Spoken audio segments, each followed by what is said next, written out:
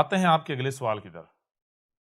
لکھتے ہیں احمد عیسیٰ آپ سے پہلے جتنے بھی رسول آئے ہر رسول کو معجزات دیے گئے، جیسا کہ صالح علیہ السلام کو معجزے کے طور پر اونٹنی دی گئی، موسیٰ علیہ السلام کو عصا مبارک دیا گیا جو اسدھا بن جاتا تھا اور اس سے نہ صرف سمندر کو پھاڑا بلکہ اس سے 12 چشمے بھی نکالے، اور اس کے علاوہ موسیٰ علیہ السلام ہی کی وجہ سے بنی اسرائیل پر آسمانوں سے من و سلوہ اتارا گیا، وہ بھی موسیٰ علیہ السلام کا معجزہ تھا۔ پھر عیسیٰ ابن مریم علیہ السلام کو بھی معجزات دیے گئے، وہ مردوں کو زندہ کرتے تھے، بیماروں حتیٰ کہ کوڑ کے مریضوں کو ہاتھ سے چھوتے تھے تو ان کی بیماریاں اور کوڑ دور ہو جاتا تھا۔ پھر وہ مٹی سے پرندوں کی مورتیاں بناتے تھے، جن میں پھونک مارتے تو وہ اصلی پرندے بن جاتے تھے۔ اس کے علاوہ وہ لوگوں کو بتا دیا کرتے تھے کہ انہوں نے کیا کچھ کھایا ہے، وہ کیا کھا کر آئے ہیں، اور انہوں نے گھروں میں کیا کچھ ذخیرہ کر رکھا ہے۔ اور پھر ہمارے نبی پاک آقا کریم محمد صلی اللہ علیہ وسلم کو بھی معجزات دیے گئے، جیسا کہ جب کفار مکہ نے نبی پاک سے معجزہ طلب کیا تو نبی پاک نے اپنی انگلی کے اشارے سے چاند کے 2 ٹکڑے کر دیے، جس سے یہ ثابت ہو جاتا ہے کہ اللہ اپنے رسولوں کو معجزات دیتا ہے اور معجزات ہی رسول کی پہچان ہوتے ہیں۔ آپ کا دعویٰ ہے کہ آپ رسول ہیں، اب اگر آپ اپنے دعوے میں سچے ہیں تو آپ کے پاس بھی معجزات ہونے چاہیے، تو میرا آپ سے سوال یہ ہے کہ اگر آپ سچے رسول ہیں تو پھر آپ ہمیں کوئی معجزہ دکھائیں جسے دیکھ کر ہمیں یقین ہو جائے کہ آپ واقعتاً اللہ کے رسول ہیں۔ میں مسلمان ہوں لیکن میں باقی مسلمانوں کی طرح نہیں ہوں، بلکہ میں غور و فکر کرتا ہوں اور میں سمجھتا ہوں کہ اگر کوئی بات سچ ہے تو اس میں اختلاف نہیں کیا جا سکتا، اور اگر کسی بھی بات میں اختلاف واقع ہو جائے، کسی معاملے میں اختلاف واقع ہو جائے تو اختلاف اس بات کا ثبوت ہوتا ہے کہ یہ بات 100% درست نہیں، بلکہ اس میں کوئی نہ کوئی خامی موجود ہے یا یہ بات غلط ہے جس وجہ سے اس میں اختلاف واقع ہوا۔ لہذا لوگ کیا کہتے ہیں اس سے مجھے کوئی فرق نہیں پڑتا، اگر کہتے ہیں کہ نبی پاک آخری رسول ہیں، آخری نبی ہیں، تو یہ میں بھی مانتا ہوں، لیکن میں نے اس وقت اس معاملے پر سوچنا شروع کر دیا جب میں نے اس پر اختلاف پایا کہ ہو سکتا ہے نبی پاک آخری رسول نہ ہوں، اس لیے اگر کوئی یہ ثابت کر دیتا ہے کہ نبی پاک آخری رسول نہیں تھے تو میں کیوں نہیں مانوں گا، کیونکہ میں تو حق کا متلاشی ہوں۔ میری زندگی میں آپ واحد ایسے شخص ہیں جنہوں نے اتنا بڑا دعویٰ کیا، اس لیے اگر آپ سچے ہیں تو آپ معجزہ دکھا کر اپنے آپ کو سچا ثابت کریں، میں آپ کے جواب کا منتظر ہوں۔ جی تو میرے پیارے بھائی، یہ تھا آپ کا سوال۔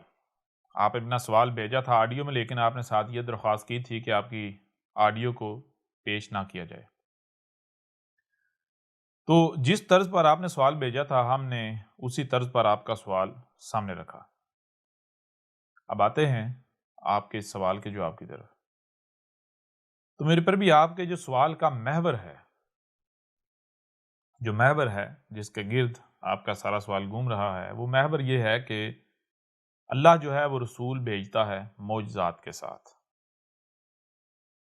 اور پھر آپ نے ساتھ میں یہ بات بھی شامل کر دی کہ احمد عیسیٰ اگر آپ واقعتاً سچے رسول ہیں، اللہ کے رسول ہیں، تو پھر آپ بھی باقی رسولوں کی طرح ہمیں کوئی معجزہ دکھائیں تاکہ ہمیں یقین ہو جائے کہ آپ اللہ کے سچے رسول ہیں۔ تو میرے پر بھی بالکل ٹھیک ہے، میں معجزہ دکھانے کو تیار ہوں، لیکن اس کی شرط یہ ہے کہ میں آپ کی خواہشات کی اتباع نہیں کروں گا،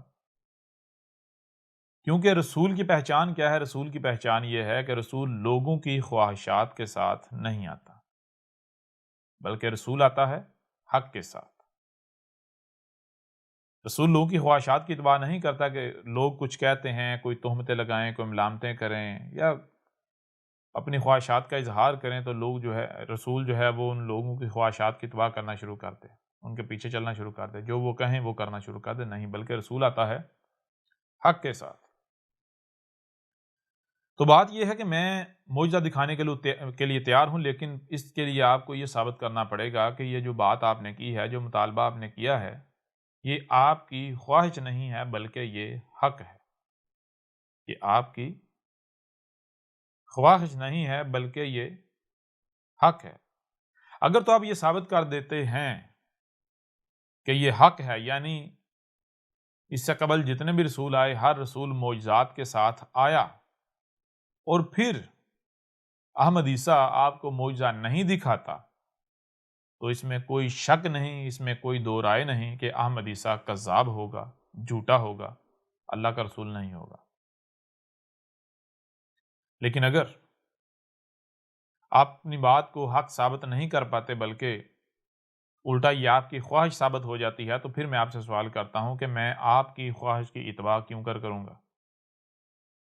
پھر بھی اگر میں آپ کی خواہش کی اتباع کروں تو پھر میں رسول ہی ثابت نہیں ہوتا، لہٰذا میں آپ کی خواہش کی اتباع کسی بھی صورت نہیں کروں گا۔ اور آپ نے جو بات کی، آپ نے کہا کہ اس سے قبل جتنے بھی مثال کے طور پر آپ نے صالح کا نام لیا، کہا کہ صالح علیہ السلام کو بطور معجزہ اونٹنی دی گئی۔ پھر اس کے علاوہ آپ نے موسیٰ کا ذکر کیا کہ موسیٰ کو عصا دیا گیا جو کہ سانپ بن جاتا تھا، اور اس سے سمندر پھاڑ دیا، 2 ٹکڑے کر دیے، جس میں سے بنی اسرائیل گزر گئے۔ پھر اسی عصے سے، یعنی جس کا مراد لیا تھا، ایک ڈنڈا تھا موسیٰ علیہ السلام کو دیا گیا، تو اس ڈنڈے کو موسیٰ علیہ السلام نے زمین پر جہاں جہاں مارا، وہاں پر جو چشمے پھوٹ پڑے پانی کے۔ پھر اس کے علاوہ آپ نے عیسیٰ ابن مریم کا بھی ذکر کیا اور کہا کہ عیسیٰ ابن مریم جو ہے وہ بھی نہ صرف مردوں کو زندہ کرتے تھے، بلکہ جو بیمار ہوتے تھے، کوڑ کے مریض ہوتے تھے، ان کو چھوتے تھے تو وہ صحت یاب ہو جاتے تھے، ان کی بیماریاں جو ہیں وہ چھو منتر کر کے غائب ہو جاتی تھی۔ عیسیٰ ابن مریم جو ہے وہ مٹی سے پرندوں کی مورتیاں بناتے، ان میں پھونک مارتے تو وہ بالکل صحیح سلامت جو ہے وہ اصل والے، ریئل والے پرندے بن جاتے۔ پھر آپ نے ذکر کیا محمد کا، اور آپ نے کہا کہ محمد جو ہیں انہیں بھی معجزات دیے گئے، اور اس کی آپ نے دلیل یہ پیش کی کہ جب کفار مکہ نے محمد سے معجزہ طلب کیا تو محمد نے اپنی انگلی کے اشارے سے چاند کے 2 ٹکڑے کر دیے۔ تو میرے پر بھی دیکھیں، یہ جو بھی باتیں آپ نے کی ہیں، جو کچھ آپ نے ان رسولوں سے منسوب کیا ہے، یہ آج کوئی یعنی کہ پہلی دفعہ یہ آپ نہیں کہہ رہے، بلکہ یہ صدیوں سے چلا آ رہا ہے۔ صدیوں سے یہ بات چلی آ رہی ہے کہ رسول جو ہیں وہ آتے ہیں معجزات کے ساتھ۔ پھر اس کے علاوہ آپ اپنے تراجم جو ہیں، جو قرآن کے تراجم کے نام پر جو کچھ کیا گیا ہے، ان تراجم کو اگر اٹھائیں تو ان میں بھی یہی بات لکھی ہوئی ہے، جا بجا یہی سامنے آئے گا، جی رسول معجزات کے ساتھ آئے، رسول معجزات کے ساتھ آئے۔ پھر اس کے علاوہ جو تفاسیر جنہیں کہا جاتا ہے، جو قرآن کی تفاسیر کے نام پر جو کچھ کیا گیا، ان تمام کی تمام تفاسیر میں بھی یہ بات کثرت سے پائی جاتی ہے کہ رسول آتے ہیں معجزات کے ساتھ۔ پھر اسی طرح اگر آپ روایات کو دیکھ لیں، جنہیں آپ احادیث کا نام دیتے ہیں، ان روایات کے اندر بھی یہ بات موجود ہے کہ رسول آتے ہیں معجزات کے ساتھ، اور پھر ان کے معجزات کی تفصیلات جو ہے وہ بیان کی جاتی ہیں۔ اچھا، اس سب کے باوجود ایک اور چیز ہے، وہ یہ کہ آج اس وقت جو خود کو مسلمان کہلوانے والے ہیں، ان کی اکثریت، یا یوں سمجھیں کہ سب کے سب کا کسی نہ کسی صورت یہی کہنا ہے، یہی ماننا ہے کہ رسول معجزات کے ساتھ آتے ہیں، رسول معجزات کے ساتھ آئے۔ اچھا، اس سب کے باوجود احمد عیسیٰ آپ کو چیلنج کرتا ہے کہ آپ اپنی اس بات کو سچا ثابت کر کے دکھائیں۔ یعنی ایک بات جو صدیوں سے چلی آ رہی ہے، جو اکثریت کہہ رہی ہے، جو تراجم و تفاسیر میں موجود ہے، جو روایات میں موجود ہے، اس کے باوجود احمد عیسیٰ چیلنج کرتا ہے کہ دنیا کی کوئی طاقت اس بات کو سچا ثابت کر دے، یا کوئی یہ ثابت کر دے کہ یہ قرآن جو ہے اس میں یہ بات لکھی ہوئی ہے، تو احمد عیسیٰ جو سزا کہیں گے وہ سزا بھگتنے کو تیار ہے، یا جو انعام کہیں گے وہ انعام احمد عیسیٰ آپ کو دینے کے لیے تیار ہے۔ یعنی مطلب کیا ہے؟ مطلب یہ کہ دنیا کی کوئی طاقت اس بات کو حق ثابت نہیں کر سکتی، دنیا کی کوئی طاقت اس بات کو قرآن سے ثابت نہیں کر سکتی۔ اور پھر دیکھیں، آپ جنہوں نے سوال کیا ہے، آپ ظاہر ہے آپ نے خود تسلیم کیا ہے کہ آپ مسلمان ہیں، اور آپ ہی کی طرح کے جتنے بھی مسلمان ہیں، یا جتنے بھی مسلمان ہیں ویسے ہی لے لیں، جیسے مجموعی طور پر جتنے مسلمان ہیں، میں آپ سے سوال کروں گا، دنیا میں کوئی ایک بھی مسلمان ایسا ہے جو یہ کہے کہ میں قرآن کو نہیں مانتا، میں قرآن کا منکر ہوں، میں قرآن کا کفر کرتا ہوں؟ کوئی ایسا ملے گا؟ تو اگر بظاہر دیکھا جائے تو کوئی بھی اپنی زبان سے یہ تسلیم نہیں کرتا یا نہیں کہتا کہ جی میں قرآن کا منکر ہوں، میں قرآن کا کفر کرتا ہوں، بلکہ ہر کوئی یہی دعویٰ کرتا ہے کہ میں تو قرآن کی مانتا ہوں، میں تو قرآن کو مانتا ہوں، میں تو قرآن کے پیچھے چلنے والا ہوں، میں تو قرآن کی بات پر عمل کرنے والا ہوں، قرآن کی بات میرے سامنے آ جائے تو میری کیا ہمت ہے، میری کیا مجال ہے، مجھ میں ایسی کون سی جرت ہے کہ میں قرآن کے اگینسٹ چلوں، قرآن کے خلاف جاؤں یا قرآن کی بات نہ مانوں۔ یہ بات بھی کی جاتی ہے، یہ دعویٰ بھی کیا جاتا ہے۔ اس کے باوجود، یعنی یہ دعویٰ ہونے کے باوجود، آج احمد عیسیٰ نہ صرف یہ آپ کے اوپر واضح کرے گا، ثابت کرے گا کہ جو آج تک قرآن سے یا رسولوں سے منسوب کیا جاتا رہا وہ بالکل بے بنیاد ہے، جھوٹ ہے، فراڈ ہے، بلکہ یہ بھی ثابت کرے گا کہ یہ جتنے بھی خود کو مسلمان کہلوانے والے ہیں، جو زبان سے تو یہ کہتے ہیں ہم قرآن کی مانتے ہیں، ہم قرآن کے ماننے والے ہیں، حقیقت کیا ہے؟ حقیقت یہ نہیں ہے۔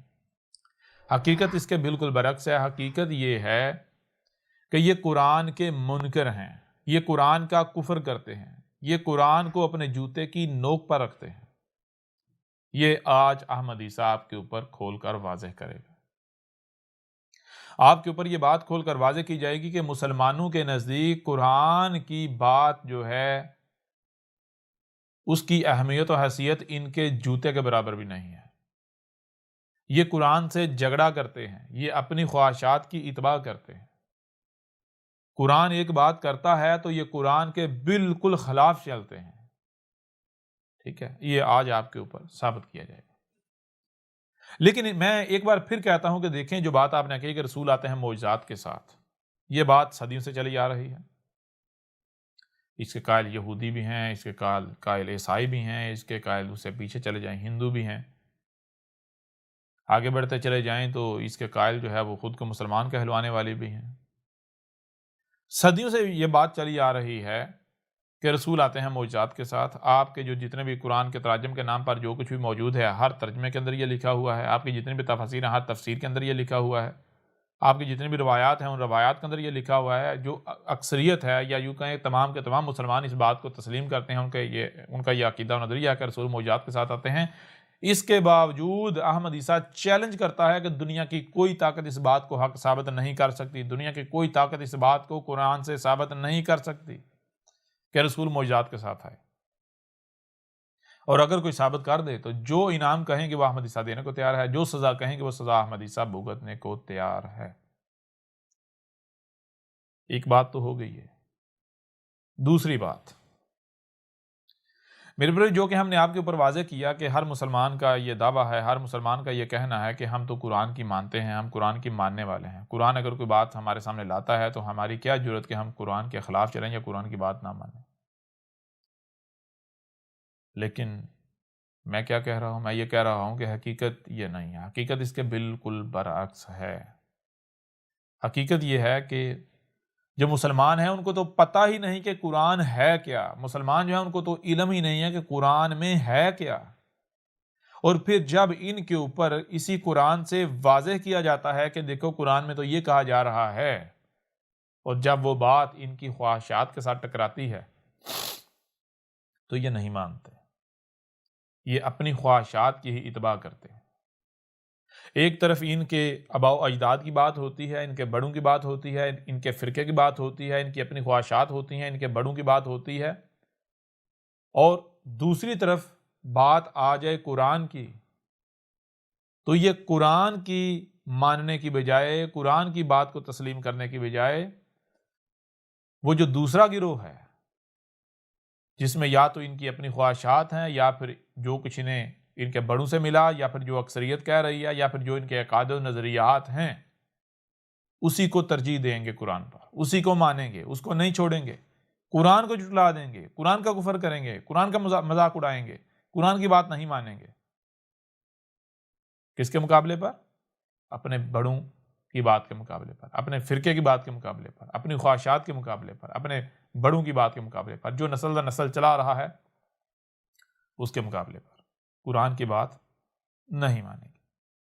اب میرے پر بھی، جیسا کہ آپ نے کہا کہ آپ تو حق کے طلبگار ہیں، حق کے متلاشی ہیں، اگر آپ کے اوپر حق واضح کر دیا جائے تو پھر آپ تو حق کو ضرور تسلیم کریں گے۔ اب یہ جب احمد عیسیٰ آپ کے اوپر حق کھول کر واضح کرے گا تو پھر آپ کے پاس دو ہی رستے بچیں گے، نہ صرف آپ کے پاس بلکہ باقی جتنے بھی وہ لوگ ہیں جو یہ دعویٰ کرتے ہیں کہ ہم حق کے طلبگار ہیں، یا جو یہ کہتے ہیں کہ اللہ ہمیں تو حق چاہیے، یا پھر جتنے بھی مسلمان کہہ لیں حق کے دعوے دار ہوں یا پھر حق کے طلب کے دعوے دار، تو آپ کے پاس اور ایسے تمام کے تمام لوگوں کے پاس صرف دو رستے بچیں گے۔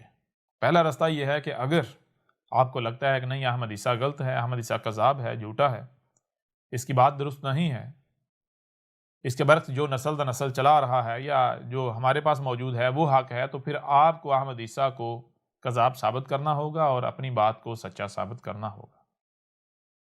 پہلا رستہ تو یہ ہے۔ دوسرا رستہ کیا ہے؟ وہ یہ ہے کہ اگر آپ احمد عیسیٰ کو غلط ثابت کرنے میں کامیاب نہیں ہوتے، ناکام رہتے ہیں، آپ پورا زور لگانے کے باوجود بھی ناکام رہتے ہیں، احمد عیسیٰ کو غلط ثابت نہیں کر پاتے، آپ کے اوپر فرض ہے، لازم ہے کہ آپ حق کی گواہی دیں، آپ حق کو اپنائیں، حق کو تسلیم کریں، ورنہ آپ کے پاس کوئی تیسرا رستہ نہیں بچنے والا۔ یعنی اگر آپ کفر کرتے ہیں، حق کو تسلیم کرنے سے انکار کرتے ہیں، حق کو ماننے سے انکار کرتے ہیں، تو پھر جان لیں آپ اپنے اس انکار پر، اپنے اس کفر پر ڈٹ نہیں پائیں گے۔ کیوں؟ کیونکہ جو حق ہے، حق کو حق حاصل ہے کہ حق کو مانا جائے۔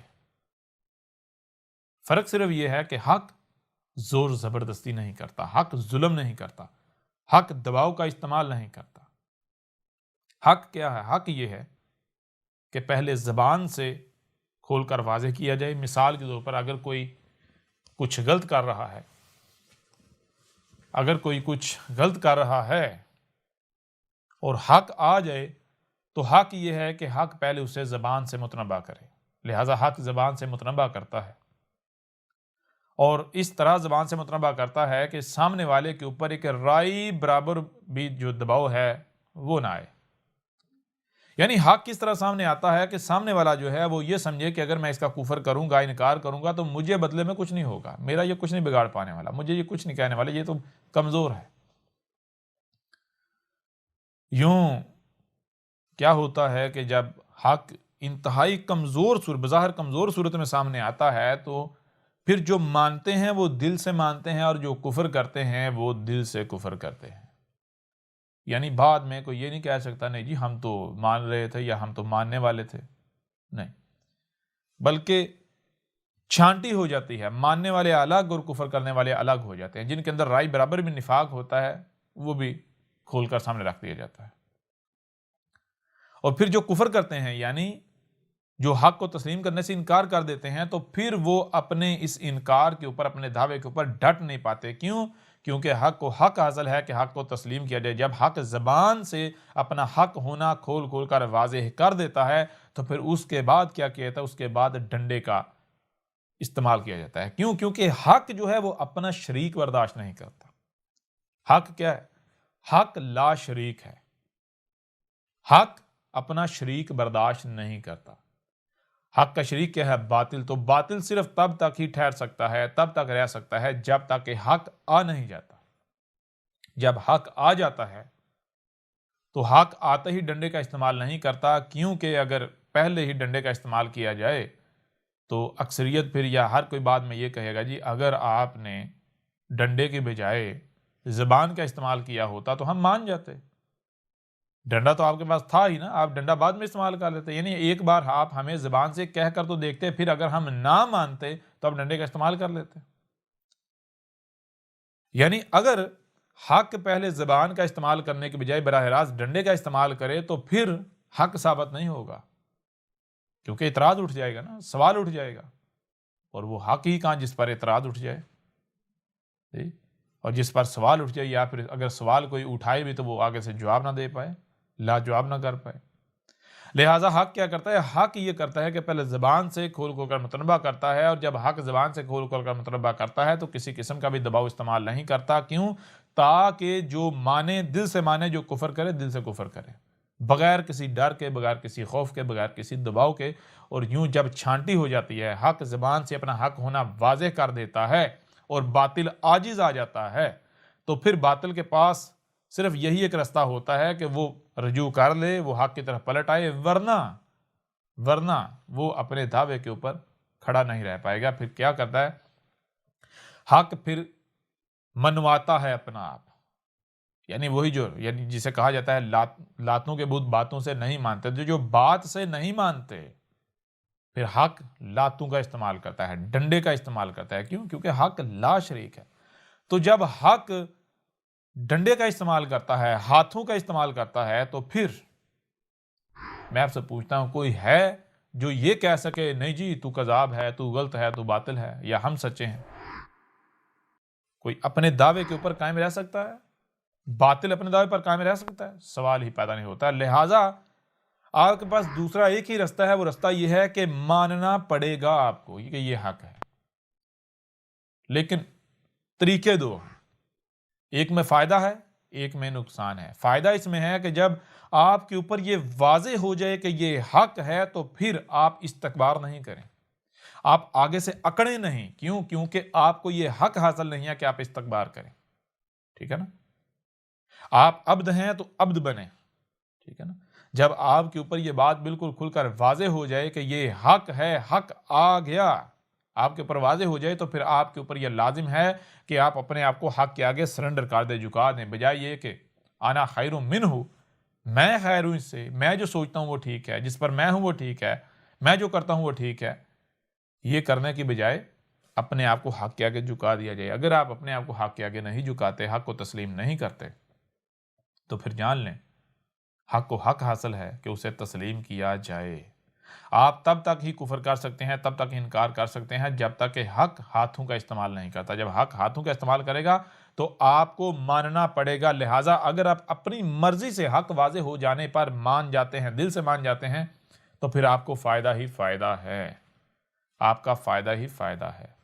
اور اگر آپ حق کھول کر واضح ہو جانے کے باوجود بھی کفر ہی کرتے ہیں، اپنے کفر پر ڈٹے رہتے ہیں، تو پھر جان لیں ماننا آپ کو پڑے گا، لیکن تب ماننا کوئی نفع نہیں دے گا۔ ذرا غور کریں، کیا آل فرعون نہیں مانے تھے؟ فرعون، اس کی افواج نہیں مانے تھے؟ وہ کس قدر قوت میں بڑھ کر تھے، اس کے باوجود کیا وہ جب حق آیا انہوں نے حق کا کفر کیا، کذب کیا، تو کیا اپنے کفر و کذب کے دعوے پر قائم رہ سکے؟ یا پھر جب حق نے اپنا آپ منوایا تو وہ ماننے پر مجبور ہو گئے، اپنے دعوے پر قائم نہیں رہ سکے، ٹھیک ہے نا؟ تو لہٰذا اب میرے پیارے بھائی جنہوں نے یہ سوال کیا ہے، یہ آپ کے اوپر ہے کہ آیا آپ جب حق آپ کے پاس آ جاتا ہے، حق بالکل کھل کر واضح ہو جاتا ہے، تو آپ اپنے آپ کو حق کے آگے جھکاتے ہیں، یا پھر آپ اصرار کرتے ہیں اسی کے اوپر جس پر آپ نسل در نسل چلے آ رہے ہیں، جو کہ آپ کے اوپر واضح ہو چکا ہوگا کہ وہ حق نہیں بلکہ باطل ہے۔ آج اگر آپ مان لیں گے حق واضح ہو جانے کے یعنی حق جب آپ کے اوپر کھل کر واضح ہو جائے تو آپ مان لیتے ہیں، تو آپ کے لیے فائدہ ہی فائدہ ہے۔ اور اگر آپ آج حق واضح ہو جانے کے باوجود کفر ہی کرتے ہیں، تو پھر ماننا تو آپ کو پڑے گا، لیکن تب ماننا آپ کو کوئی فائدہ نہیں دے گا۔ یہ ہے آپ کے پاس دو رستے، یعنی اگر آپ نے کفر کرنا ہے، یعنی جو دعوت آپ کو دی جا رہی ہے، جو باتیں آپ کے اوپر کھل کر واضح کی جا رہی ہیں، تو یہ نہیں کہا جا رہا کہ بھائی یہ باطل ہے، یہ باطل ہے، باطل نہیں، بلکہ دعویٰ یہ کیا جا رہا ہے کہ یہ حق ہے، اے لوگو حق آ گیا۔ اب اگر آپ سمجھتے ہیں کہ یہ حق نہیں ہے، یعنی اس کی اطاعت نہیں کی جا سکتی، اس کو نہیں مانا جا سکتا، اس کے پیچھے نہیں چلا جا سکتا، کس کے پیچھے نہیں چلا جا سکتا، کس کی نہیں مانی جا سکتی؟ ظاہر ہے باطل کی۔ تو اگر آپ سمجھتے ہیں کہ یہ باطل ہے، تو پھر آپ کے اوپر لازم ہے کہ آپ احمد عیسیٰ کو باطل ثابت کریں، آپ احمد عیسیٰ کی دعوت کو باطل ثابت کریں۔ جان لیں اگر آپ احمد عیسیٰ کو باطل ثابت نہیں کرتے، احمد عیسیٰ کی دعوت کو باطل ثابت نہیں کرتے، تو پھر آپ کو کوئی حق حاصل نہیں ہے کہ آپ اس کا کفر کریں، ٹھیک ہے؟ اگر آپ احمد عیسیٰ کو کذاب ثابت نہیں کر پاتے، احمد عیسیٰ کی دعوت کو باطل ثابت نہیں کر پاتے، تو پھر آپ کو کوئی حق حاصل نہیں ہے کہ آپ اس دعوت کا کفر کریں، آپ انکار کریں، ٹھیک ہے؟ لہٰذا پیچھے آپ کے پاس صرف ایک ہی راستہ بچے گا، وہ کیا ہے؟ وہ یہ کہ ماننا ہے آپ کو، کیونکہ حق حاصل ہے کہ حق کو مانا جائے۔ ماننے کی دو صورتیں ہیں، یا تو یہ ہے کہ آپ دل سے مان جائیں، اگر آپ دل سے نہیں مانتے، کفر ہی کرتے ہیں، استکبار ہی کرتے ہیں، تو پھر آپ جیسے آپ کے آباء و اجداد تھے جنہوں نے ماضی میں ذرا تاریخ میں جائیں پیچھے، جب حق آیا اور حق ان کے اوپر کھول کر واضح کر دیا گیا، تو حق کھل کر واضح ہو جانے کے باوجود بھی وہ اپنی ضد پر ڈٹے رہے، اپنے کفر کے اوپر ڈٹے رہے، تو کیا وہ قائم رہ سکے؟ اپنے دعوے پر قائم رہ سکے، یا پھر ان کو ماننا پڑا؟ نوح کی قوم کی مثال لے لیں، جو نوح تھے ان کی قوم کی مثال، ماننا پڑا یا نہیں ماننا پڑا؟ جو عاد تھے ان کی قوم کی مثال لے لیں، جب ہود آیا، ماننا پڑا یا نہیں ماننا پڑا؟ جو سمود کی قوم تھے، جب صالح آیا، ان کو ماننا پڑا یا نہیں ماننا پڑا؟ اس طرح جب حق آیا تو کفر و کذب کرنے والوں کو ماننا پڑا یا نہیں ماننا پڑا؟ ماننا پڑا نا۔ تو اگر آج آپ بھی انہی کی روش اپناتے ہیں، یعنی ان کو اپنے آباء و اجداد تسلیم کرتے ہیں، ان کو اپنے اسلاف تسلیم کرتے ہیں، تو پھر آپ کو بھی ان کی مسل ماننا پڑے گا۔ آپ بھی ان کی طرح اپنے دعوے پر ڈٹ نہیں سکتے، کیونکہ حق ڈٹتا ہے، حق کو کوئی پسپا نہیں کر سکتا، حق کو کوئی ہلا نہیں سکتا، حق کو کوئی باطل ثابت نہیں کر سکتا۔ اور باطل کی پہچان، باطل یہی تو ہے، باطل کے اندر ٹھہراؤ نہیں ہے، ثبت نہیں ہے، ٹھیک ہے نا؟ باطل ہوا نا، باطل جو بات کرتا ہے بے بنیاد ہوتی ہے نا، جس کی بنیاد ہی نہیں وہ شے ٹھہر سکتی ہے۔ مثال کے طور پر ایک عمارت ہے، اگر اس کی بنیاد ہی نہیں ہے یا بنیاد کمزور ہے تو وہ تو کوئی بھی آندھی آئے گی، طوفان آئے گی، عمارت گر جائے گی۔ حق کیا؟ حق یہ ہے کوئی بھی طوفان آئے، کوئی بھی آندھی آئے، عمارت جو ہے جوں کی توں کھڑی رہے۔ یہ کیسے ممکن ہے؟ یہ ممکن صرف اسی صورت میں کہ بنیاد خالص ہو، بنیاد مضبوط ہو۔ تو حق جو ہے وہ بابنیاد ہوتا ہے، حق بنیاد پر کھڑا ہوتا ہے، اور باطل جو ہے اس کی کوئی بنیاد نہیں ہوتی، لہٰذا باطل ٹھہر نہیں سکتا، باطل قائم نہیں رہ سکتا، ٹھیک ہے نا؟ تو آپ کو ماننا پڑے گا، لیکن جان لیں تب آپ کا ماننا آپ کو کوئی نفع نہیں دے گا۔ اب بڑے مزید تھوڑا سا آگے دیکھیں، اس سے پہلے کہ آپ قرآن کے دعوے دار ہیں، قرآن سے آپ کے اوپر یہ بات کھول کر واضح کی جائے، پہلے ایک اور پہلو سے آپ کے سامنے حقیقت کھول کر رکھتے ہیں۔ میں کچھ سوالات آپ کے سامنے رکھتا ہوں، لہٰذا آپ جو ہے وہ غور و فکر کیجئے گا۔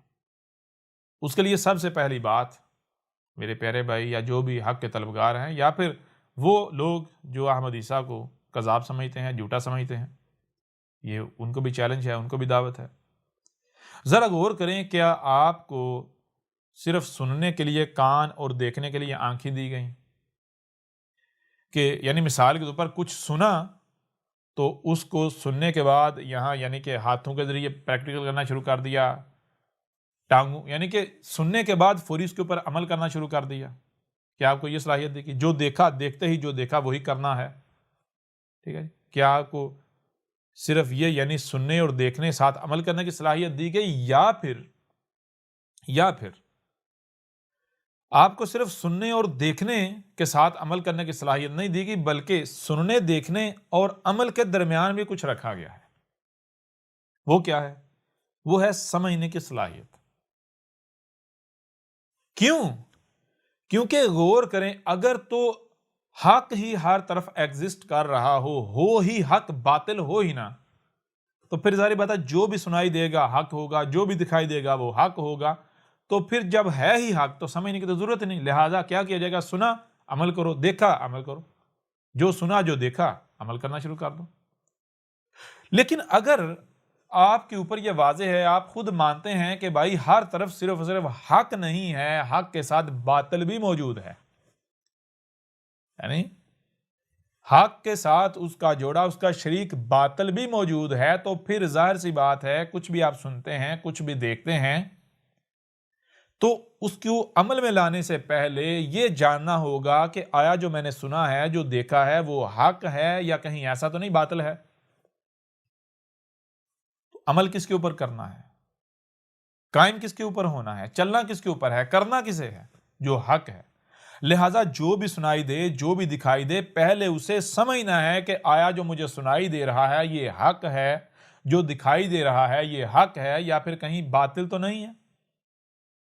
جو سنائی اور دکھائی دے رہا ہے، جیسا سنائی اور دکھائی دے رہا ہے ویسے کا ویسا ہی ہے، یا پھر حقیقت کہیں اس کے بالکل برعکس یا اس کے برعکس تو نہیں ہے۔ تو کیا کیا جائے گا؟ جو سنائی اور دکھائی دے رہا ہے اسے عمل میں لانے کی بجائے پہلے اس کو سمجھا جائے گا۔ جب تک سمجھ نہیں لیا جاتا تب تک اس کے اوپر عمل نہیں کیا جائے گا۔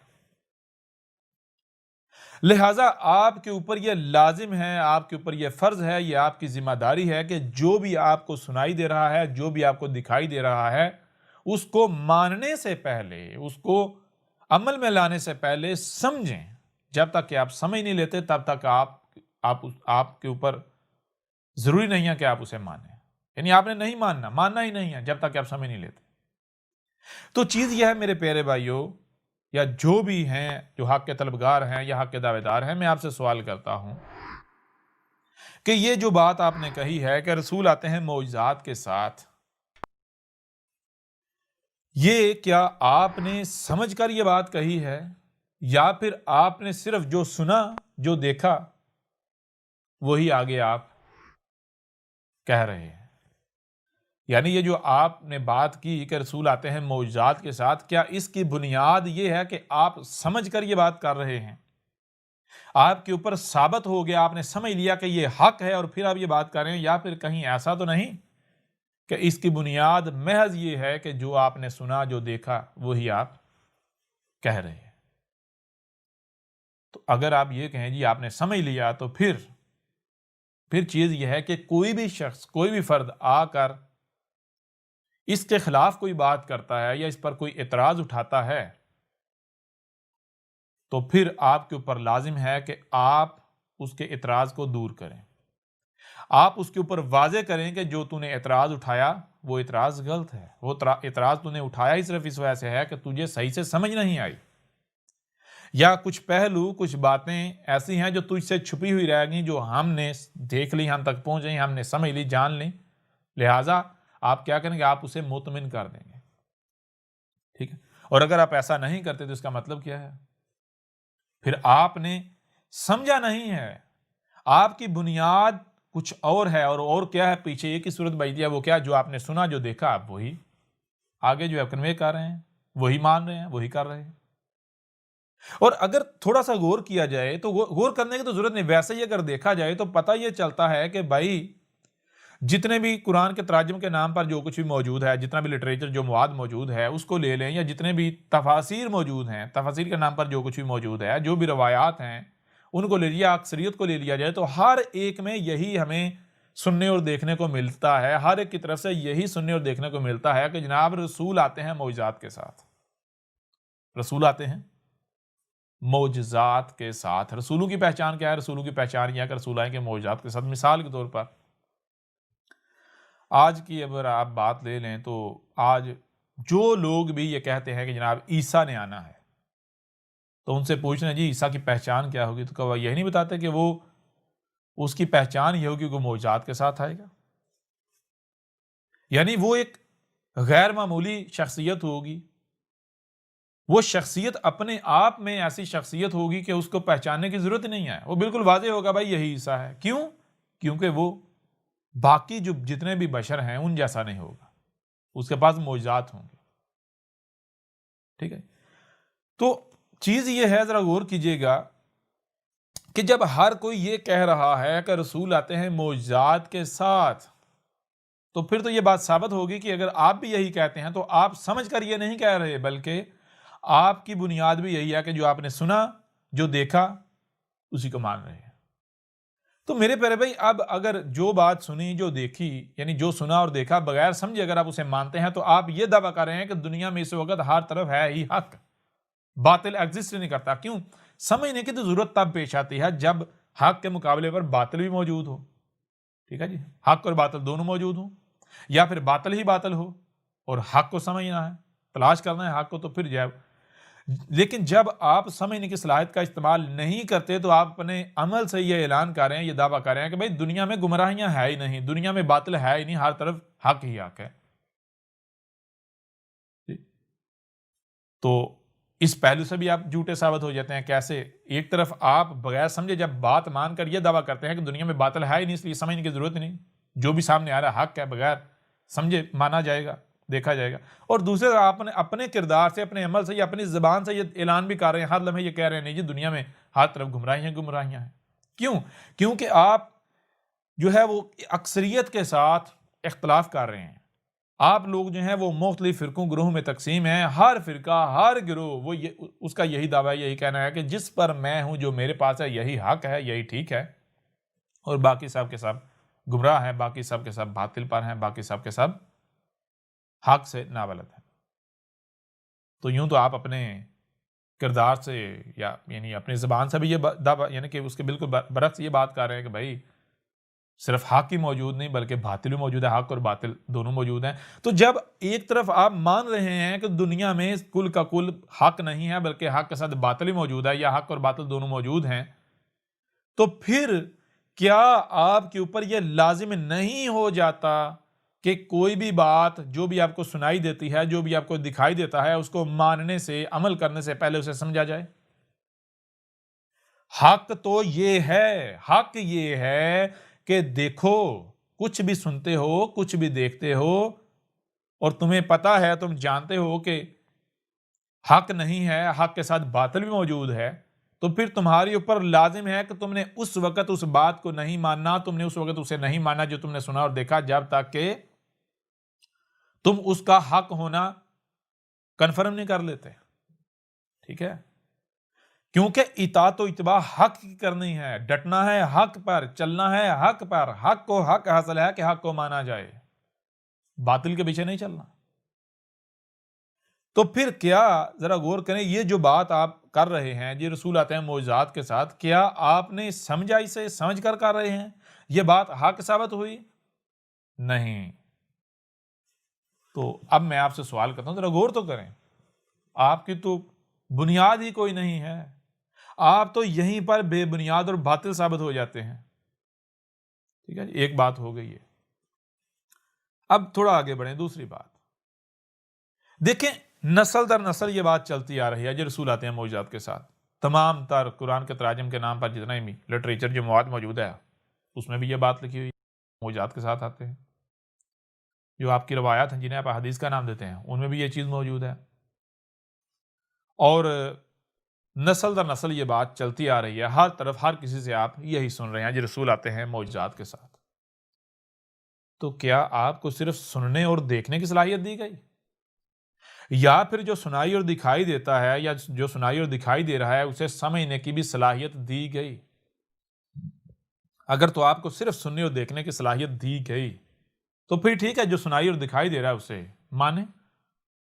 لیکن اگر آپ کو جو سنائی اور دکھائی دے رہا ہے اسے سمجھنے کی بھی صلاحیت دی گئی، تو پھر آپ کے اوپر یہ لازم ہے کہ آپ جو بھی سنائی اور دکھائی دے رہا ہے اسے سمجھو.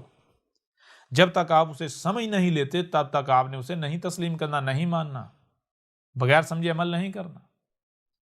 تو ٹھیک ہے، جو بات آپ کہہ رہے ہیں یہ تو نسل در نسل چلی آ رہی ہے، اس کو رکھیں ایک سائیڈ پر. بھائی ایک دوسرا کام کرو، اس کے علاوہ ایک اور کام کرو. وہ کام یہ کرو کہ تم جو کہہ رہے ہو یا جو سنائی دے رہا ہے، جو دکھائی دے رہا ہے، اسے سمجھو تو صحیح. اب اگر وہ بات حق ثابت ہو جاتی ہے تو ٹھیک ہے، بات ختم، ٹینشن ختم. لیکن کہیں ایسا نہ ہو کہ جو آپ کو سنائی اور دکھائی دے رہا ہے وہ حق نہ ہو، باطل ہو. تو کیا کیا جائے؟ سمجھ لو، بغیر سمجھے کچھ بھی نہ کرو. ٹھیک ہے نا؟ اگر یعنی کہ دیکھیں، اگر سمجھیں گے تو فائدہ ہی فائدہ ہے. سمجھنے سے یعنی تحقیق کرنے سے کوئی نقصان نہیں ہے. اگر تحقیق کرتے ہیں تو ہر لحاظ سے فائدہ ہی فائدہ ہوگا. کیوں؟ کیونکہ اگر جو سنائی اور دکھائی دے رہا ہے، جو نسل در نسل چلا آ رہا ہے، اگر وہ حق ہی ہے تو تحقیق کرنے سے حق باطل ثابت تو نہیں ہو جائے گا. یعنی جو حق ہے، کیا تحقیق کرنے سے حق باطل ثابت ہو جائے گا؟ جو صحیح شے ہے، تحقیق کرنے سے، غور و فکر کرنے سے، تحقیق کرنے سے کیا وہ غلط ہو جائے گی؟ سوال ہی پیدا نہیں ہوتا. اگر حق ہے تو تحقیق کرنے سے حق باطل ثابت نہیں ہوتا، بلکہ الٹا مزید اطمینان ہو جاتا ہے، یقین ہو جاتا ہے. ٹھیک ہے نا؟ تو لہٰذا جو نسل در نسل چلا رہا ہے، اگر ایک لمحے کے لیے مان بھی لیا جائے کہ وہ حق ہے، تو پھر بھی تحقیق کرنے میں کوئی حرج ہے؟ جو آپ کو سمجھنے کی صلاحیت دی ہے اس کا استعمال کرنے میں کوئی حرج ہے؟ کوئی حرج نہیں ہے۔ تو لہٰذا کیا کرو، ایک بار تحقیق کر لو، اگر تحقیق کرنے سے وہ حق ثابت ہو جاتا ہے ٹھیک ہے، اسے مان لیا جائے گا، اسی کے اوپر قائم رہیں گے، اسی کے اوپر ڈٹے رہیں گے، ٹینشن ختم، الٹا مزید اطمینان ہو جائے گا۔ لیکن کہیں ایسا نہ ہو کہ وہ باطل ثابت ہو جائے، تو تحقیق کرنے سے اگر وہ باطل ثابت ہو جائے تو پھر میں آپ سے سوال کرتا ہوں کہ کیا حق کی اطاعت و اتباع کرنی ہے، حق کے پیچھے چلنا ہے، یا پھر یہ دیکھنا ہے بھائی اکثریت یہ کہہ رہی ہے، اکثریت وہ کہہ رہی ہے، اکثریت اس کے اوپر چل رہی ہے، ہمارے آباء و اجداد اسی پر چلتے رہے، ہم نے اپنے آباء و اجداد کو اس کے اوپر پایا، جی نسل در نسل وہی چلتا آ رہا ہے۔ کیا اطاعت و اتباع اس کی کرنی ہے یا پھر اطاعت و اتباع حق کی کرنی ہے؟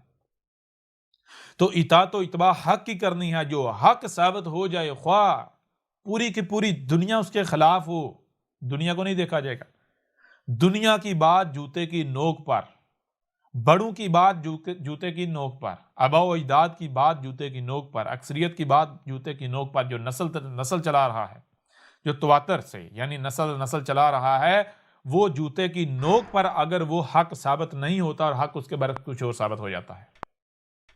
اطاعت و اتباع کس کی کرنی ہے؟ حق کی کرنی ہے۔ ٹھیک، اب پھر بھی یعنی اس کے باوجود اگر آپ کو سمجھنے کی صلاحیت دی گئی ہے، اس کا استعمال نہیں کرتے اور آپ ضد کرتے ہیں نہیں ہم نے تو اسی پر چلنا ہے جس پر ہم نے اپنے بڑوں کو پایا، اپنے آباء و اجداد کو پایا، اپنے فرقے کو پایا، جس پر ہمارا فرقہ ہے، جس پر ہم نے آنکھ کھولی، یا جو اکثریت جس پر چل رہی ہے، تو پھر ذرا غور کریں۔ میں آپ سے سوال کرتا ہوں کہ آپ کو سمجھنے کی صلاحیت کس نے دی؟ کیا رب نے نہیں دی؟ رب نے دی نا۔ تو کیا رب کوئی بھی کام کرتا ہے تو بغیر حق کرتا ہے یا بالحق کرتا ہے؟ بغیر حق کا مطلب کیا؟ بے مقصد۔ بالحق کا مطلب کیا ہے؟ با مقصد۔ رب کچھ بھی کرتا ہے، رب کوئی بھی بات کرتا ہے، کوئی بھی کام کرتا ہے، کچھ بھی خلق کرتا ہے، کسی کو کچھ دیتا ہے تو وہ بغیر کسی مقصد کے نہیں دیتا۔ رب اگر کسی کو کچھ بھی دیتا ہے تو وہ کسی نہ کسی مقصد کے تحت دیتا ہے، ضرور اس کا کوئی نہ کوئی مقصد ہوتا ہے۔ اب آپ کو جب سمجھنے کی صلاحیت دی گئی تو یہ کیوں دی گئی؟ اس کا مقصد کیا ہے؟ بالکل واضح ہے بھائی، یہ صلاحیت خود واضح کر رہی ہے کہ اس کا مقصد کیا ہے، یہ دینے کا مقصد کیا ہے۔ آپ کو سمجھنے کی صلاحیت آپ کے رب نے دی ہے، تو آپ کے رب نے آپ کو یہ صلاحیت دی ہی اسی لیے ہے تاکہ تم سمجھو، اس صلاحیت کا استعمال کرو۔ اس وقت تک عمل نہیں کرنا جب تک کہ تم سمجھ نہیں لیتے۔ دیکھو، کوئی بھی عمل کرنا ہے تو کیا عمل بغیر کانوں آنکھوں کے کیا جا سکتا ہے؟ بغیر عقل کے کیا جا سکتا ہے؟ نہیں۔ یا پھر ذرا اس سے بھی تھوڑا پیچھے آ جاؤ، تمہیں کیا کچھ دیا گیا؟ تمہیں 3 طرح کی صلاحیتیں دی گئی ہیں، 3 طرح کی۔ نمبر 1، سننے اور دیکھنے کی صلاحیت دی گئی۔ نمبر 2، جو سنائی اور دکھائی دے رہا ہے اسے سمجھنے کی صلاحیت دی گئی۔ نمبر 3، جو سمجھ لیتے ہیں آپ، جو سمجھتے ہیں وہ آپ یعنی کہ عمل کرنے کی بھی آپ کو صلاحیت دی گئی۔ اب ذرا آپ ایسا کرو، ترتیب میں لے کرو۔ حق کیا ہے؟ حق ترتیب۔ اس کو دیکھو، اس کا حق ہونا کیا ہے؟ حق ہونا یہ ہے کہ پہلے عمل نہیں کیا جائے گا، ٹھیک ہے نا؟ عمل کرنے کے لیے علم کا ہونا شرط ہے، علم کے لیے کان اور آنکھوں کا ہونا شرط ہے، سنائی اور دکھائی دینا شرط ہے۔ لہٰذا پہلے کیا آئے گا؟ پہلے ہاتھ پاؤں یا یعنی عمل نہیں آئے گا، یا پہلے کیا آئے گا؟ پہلے آئے گا سننا اور دیکھنا۔ یا اسی طرح کیا جو سمجھنا ہے، کیا سمجھنا پہلے آتا ہے یا بعد میں آتا ہے؟ تو نہیں، پتا چلے گا نہیں بھائی سمجھنا تو درمیان میں آتا ہے۔ کیوں؟ کیونکہ سمجھنے کے لیے بھی سنائی اور دکھائی دینا ضروری ہے۔ جب تک کوئی سنائی نہیں دے گا، دکھائی نہیں دے گا، یعنی مواد ہوگا نہیں، تو سمجھیں کہ کیسے پروسیس کیسے کریں گے؟ پروسیس کرنے کے لیے یعنی پکانے کے لیے، تیار کرنے کے لیے تو مواد کا ہونا شرط ہے۔ لہٰذا جب آپ غور کریں گے، تحقیق کریں گے، تو آپ کے اوپر بالکل واضح ہو جائے گا کہ آپ کو نہ صرف 3 طرح کی صلاحیتیں دی گئی، بلکہ ان کا حق ہونا کیا ہے؟ حق ہونا یہ ہے کہ پہلے سنائی اور دکھائی دینے کی صلاحیت، نمبر 2 جو سنائی اور دکھائی دے رہا ہے اسے سمجھنے کی صلاحیت، نہیں سمجھنے کی صلاحیت، نمبر 3 عمل کرنے کی صلاحیتوں کا صلاحیتیں، ٹھیک ہے۔ اور آپ نے صلاۃ قائم کرنی ہے، ہر شے کو اس کے مقام پر رکھنا ہے۔ تو جو سننے اور دیکھنے کی صلاحیت ہے اس کو اس کے مقام پر رکھنا ہے، سمجھنے کی صلاحیت کو اس کے مقام پر رکھنا ہے، عمل کرنے کی صلاحیت کو اس کے مقام پر رکھنا ہے۔ اس وقت تک عمل نہیں کرنا جب تک کہ اس کے جو پیچھے 2 طرح کی صلاحیتیں ان کا استعمال نہیں کر لیا جاتا۔ اب اگر آپ ایسا نہیں کرتے، یعنی آپ جو سنائی اور دکھائی دیتا ہے تو سننے اور دیکھنے کے بعد آپ عمل کرتے ہیں، یعنی اسے مان لیتے ہیں، تو پھر آپ نے جو درمیان میں صلاحیت ہے سمجھنے کی، آپ نے اس کا کفر کر دیا، آپ نے اس کا استعمال نہیں کیا۔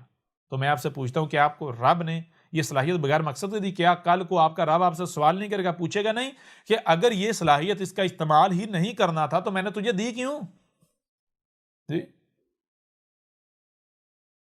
تو یہ ہے کہ آپ نے شکر کرنا ہے یا کفر کرنا ہے۔ شکر کا مطلب کیا ہے؟ شکر کا مطلب یہ ہے کہ آپ کو جو کچھ بھی دیا گیا ہے، جس مقصد کے لیے دیا گیا، اس کا اسی مقصد کے لیے استعمال کرنا۔ اور کفر کیا ہے؟ کہ آپ کو جو کچھ بھی دیا گیا ہے اس کا اس مقصد کے لیے استعمال کرنے سے انکار کر دینا۔ جس مقصد کے لیے دیا گیا ہے اس مقصد کے لیے استعمال کرنے سے انکار کا مطلب کیا ہے؟ کہ آپ اس کا ظاہری بات ہے، جو کچھ بھی آپ کے پاس ہے اس کا استعمال تو کریں گے نا۔ تو پھر استعمال کہاں کریں گے؟ آپ استعمال کریں گے اپنی خواہشات کی اعتبار میں، جہاں آپ کا دل کرے گا، بغیر حق استعمال کریں گے۔ ان صلاحیتوں کا استعمال وہاں کریں گے جہاں ان کا مقام نہیں ہے، ٹھیک ہے نا؟ تو ذرا غور کریں، اگر آپ جو بھی سن رہے ہیں، جو دیکھ رہے ہیں، اسی کو مان لیتے ہیں، اندھوں کی طرح اپنے آباء و اجداد کے پیچھے چلتے ہیں، بغیر سمجھے اپنے آباء و اجداد کے پیچھے، بڑوں کے پیچھے، اکثریت کے پیچھے چلتے ہیں، یہ کوئی بات کرتے ہیں، تو میں آپ سے سوال کرتا ہوں، کیا آپ کے رب نے آپ کو سمجھنے کی صلاحیت بے مقصد میں دے دی، فضول میں دے دی؟ کیا کل کو آپ کا رب آپ سے سوال نہیں کرے گا؟ اور جب آپ کا رب آپ سے سوال کرے گا تو میں آپ سے سوال کرتا ہوں کہ جن ملاٹوں کے پیچھے آپ چل رہے ہیں آج، جن آباء و اجداد کے پیچھے آپ چل رہے ہیں، جس اکثریت کے پیچھے آپ چل رہے ہیں، یا جس کو بھی بنیاد بنا کر آپ سوچنے سمجھنے کی صلاحیت کا استعمال نہیں کر رہے، تحقیق نہیں کر رہے، تو کیا ان میں سے کوئی بھی کل کو آپ کو بچا لے گا؟ کیا کل کو کوئی بھی آپ کی جگہ امتحان دے لے گا؟ آپ کے سوال کا جواب وہ دے لے گا؟ آپ کی مدد کرے گا؟ رب سے آپ کو بچا لے گا؟ کیا وہ رب کے ہاں سفارش کر پائے گا؟ بتائیں ذرا، چھڑوا لے گا آپ کو؟ بچا لے گا آپ کو؟ اگر تو کوئی بچا لے گا تو پھر تو ٹھیک ہے بھائی، ان کے پیچھے چلو، ٹھیک ہے، رب کی بات نہ مانو، ان کے پیچھے چلو۔ لیکن اگر کوئی نہیں بچا پائے گا، ٹھیک ہے نا، تو پھر آج جان لو، آج تمہارے پاس موقع ہے، آج تمہارے پاس وقت ہے۔ اگر حق کے طلبگار ہو تو یہ مت دیکھو تمہارے سامنے کون ہے، ذرا غور کرو۔ بات ماننا، اگر یعنی کسی کو دنیا میں کسی کو حق حاصل ہے رب کے بعد یا رب کے علاوہ، تو کس کو حق حاصل ہے؟ وہ تو آپ کے والدین ہیں، جنہوں نے نہ صرف آپ کو جنم دیا بلکہ آپ کو بات کرنے کے قابل بنایا، آپ کو عمل کرنے کے قابل بنایا، ٹھیک ہے نا؟ یعنی جنہوں نے آپ کو بنایا، آپ کو اس قابل بنایا کہ آپ عمل کر سکیں۔ آپ کے والدین نے آپ کو جنم دیا نا، جب آپ کو جنم دیا، نہیں آپ کا وجود نہیں تھا نا، تو وجود کس نے دیا؟ آپ کے والدین نے۔ جب آپ کا وجود آپ کے والدین نے دیا، آپ کے والدین نے دیا، پھر جب وجود دیا گیا، آپ کو وجود میں لایا گیا، تو آپ بول نہیں سکتے تھے، دیکھ نہیں سکتے تھے، خود سے ہل نہیں سکتے تھے، کچھ کر نہیں سکتے تھے، کھا نہیں سکتے تھے، پی نہیں سکتے، کچھ نہیں سکتے تھے۔ تو یہ صلاحیتیں اگر غور کیا جائے تو کس کی وجہ سے ہیں آپ کے پاس؟ کس کی مرہون منت ہیں؟ کیا آپ کے بڑوں کی وجہ سے نہیں؟ آپ کے والدین کی وجہ سے نہیں، جنہوں نے آپ کو پالا پوسا، بڑا کیا، آپ کا خیال رکھا، آپ کی دیکھ بھال کی؟ یوں اگر اس لحاظ سے دیکھا جائے تو یہ حق تو انہیں حاصل ہے کہ جو بھی وہ بات کریں ان کی بات کو مان لیا جائے۔ اس کے باوجود کیا یہ حق انہیں دیا گیا؟ نہیں، بلکہ یہ حق رب کے پاس ہے، ٹھیک ہے، رب کے پاس ہے۔ کیونکہ جب غور کیا جائے تو پتہ چلتا ہے بھائی، ہمارے رب ہمیں وجود میں لانے والے، یہ صلاحیتیں دینے والے صرف ہمارے والدین نہیں ہیں، بلکہ ہمارے والدین بھی کسی اور کے محتاج ہیں۔ اور کیا ہے؟ وہ یہی کائنات، یہی وجود۔ رب ہمارے صرف یہ والدین ثابت نہیں ہوتے جب بندہ باشعور ہو جاتا ہے، یعنی جب تک بندہ بچہ ہوتا ہے، باشعور نہیں ہوتا، تب تک وہ دیکھتا ہے یہ ہیں، انہوں نے مجھے وجود دیا ہے، یہ میری ضروریات پوری کر رہے ہیں، یہ مجھے کھانے کو دے رہے ہیں، پینے کو دے رہے ہیں، رہنے کو دے رہے ہیں، میری دیکھ بھال کریں، لہٰذا میرے اوپر لازم ہے کہ انہی کی بات مانوں، میرے رب یہ ہے۔ لیکن جب بندہ باشعور ہو جاتا ہے تو پھر اس کے اوپر واضح ہو جاتا ہے کہ میرے رب صرف یہ نہیں ہیں، بلکہ ان کے پیچھے اور بھی ہے۔ وہ کیا ہے؟ یہ کائنات، میری تخلیق، اور جو کچھ مجھے دیا گیا، مجھے سوچنے کی صلاحیت، سمجھنے کی صلاحیت، دیکھنے کی، کھانے کی، پینے کی، چلنے کی، جو کچھ بھی ہے، یہ مجھے کون؟ یہ صرف میرے والدین نہیں بلکہ ان کے علاوہ، ان کے پیچھے کون؟ یہ کائنات ہے۔ یہ تو لہٰذا اگر کوئی بھی عمل کرنا ہے، ان صلاحیتوں کا استعمال کرنا ہے، تو کس کے لیے کرنا ہے؟ کائنات کے لیے کرنا ہے۔ کائنات کے بعد اگر کسی کو حق حاصل ہے تو وہ کس کو ہے؟ وہ والدین کے. اس کے باوجود بھی والدین کی بات کبھی اس وقت تک نہیں مانا جائے گا جب تک کہ سمجھ نہیں لیا جاتا، وہ حق ثابت نہیں ہو جاتی. تو آپ کیا کر رہے ہیں؟ آپ اپنے ملاٹوں کے پیچھے چل رہے ہیں، اپنے ملاٹوں کی اندھو کی طرح مان رہے ہیں. کوئی بنیاد ہے؟ کس بنیاد پر آپ ان کے پیچھے چل رہے ہیں؟ کس بنیاد پر آپ ان کی مان رہے ہیں؟ بات ملاٹوں کی ماننی ہے، بڑوں کی ماننی ہے، والدین کی ماننی ہے، اکثریت کی ماننی ہے، یا پھر جو حق ثابت ہو جائے اس کے اوپر چلنا ہے، رب کی ماننی ہے. ٹھیک ہے نا؟ لہٰذا اب اگر ایک طرف رب کی بات آ جاتی ہے، حق آ جاتا ہے، اور آپ کہتے ہیں جی نہیں ہم نے تو اپنے بڑوں کے پیچھے چلنا ہے، اپنے باؤ اجداد کے پیچھے چلنا ہے، اکثریت کے پیچھے چلنا ہے، اپنے ملاٹوں کے پیچھے چلنا ہے، تو پھر جان لیں کل کو یہ آپ کو نہیں بچا پائیں گے. کیوں؟ کیونکہ دیکھیں، غور کریں، اگر آپ کسی کے پیچھے چلتے ہیں، کسی کے پیچھے چلتے ہیں، تو ایک ہی صورت میں آپ کسی کے پیچھے چل سکتے ہیں. وہ صورت کیا؟ وہ صورت یہ ہے کہ کیا آپ کے پاس شعور نہیں ہے، سمجھنے کی صلاحیت نہیں ہے. اگر تو آپ کے پاس سمجھنے کی صلاحیت نہیں ہے، یعنی آپ دماغی لحاظ سے، سوچ و بچار کے لحاظ سے، سمجھنے کے لحاظ سے اگر آپ کسی دوسرے کے محتاج ہیں، تو پھر آپ کے نفع و نقصان کے بارے میں سوال کل کو اس سے کیا جائے گا، وہ ذمہ دار ہوگا. لیکن اگر آپ کو عقل دی گئی ہے، آپ کو شعور دیا گیا ہے، آپ کو سوچنے سمجھنے کی صلاحیت دی گئی ہے، تو پھر بھی آپ اگر کسی دوسرے کے پیچھے چلتے ہیں بغیر سمجھے، آپ رب کی اطاعت و اتباع کرنے کے بجائے، رب کی بات ماننے کے بجائے کسی دوسرے کے پیچھے چلے، کسی دوسرے کی بات مانتے ہیں، تو پھر جان لیں آپ سے یہ سوال کیا جائے گا کہ کس بنیاد پر تو نے اس کی بات مانی. ٹھیک ہے؟ کس بنیاد پر؟ اس سے تو پوچھا جائے گا نا، اس کے بارے میں پوچھا جائے گا. جب تجھے ہم نے ذہانت دی تھی، تجھے ہم نے یہ صلاحیت دی تھی، تو کیا تجھے صلاحیت اس لیے دی تھی کہ تو دنیا کو گمراہ کر؟ لہٰذا اس کا حساب اس کے عمل کے حساب سے ہوگا، اس سے وہی حساب ہوگا جو اس نے کیا. لیکن اس سے یہ نہیں پوچھا جائے گا، اسے یہ نہیں کہا جائے گا ہاں جو تیرے پیچھے چلے ان کے گناہوں کا بوجھ بھی تیرے اوپر ڈالا جائے گا. نہیں، ایسا نہیں کیا جائے گا، بلکہ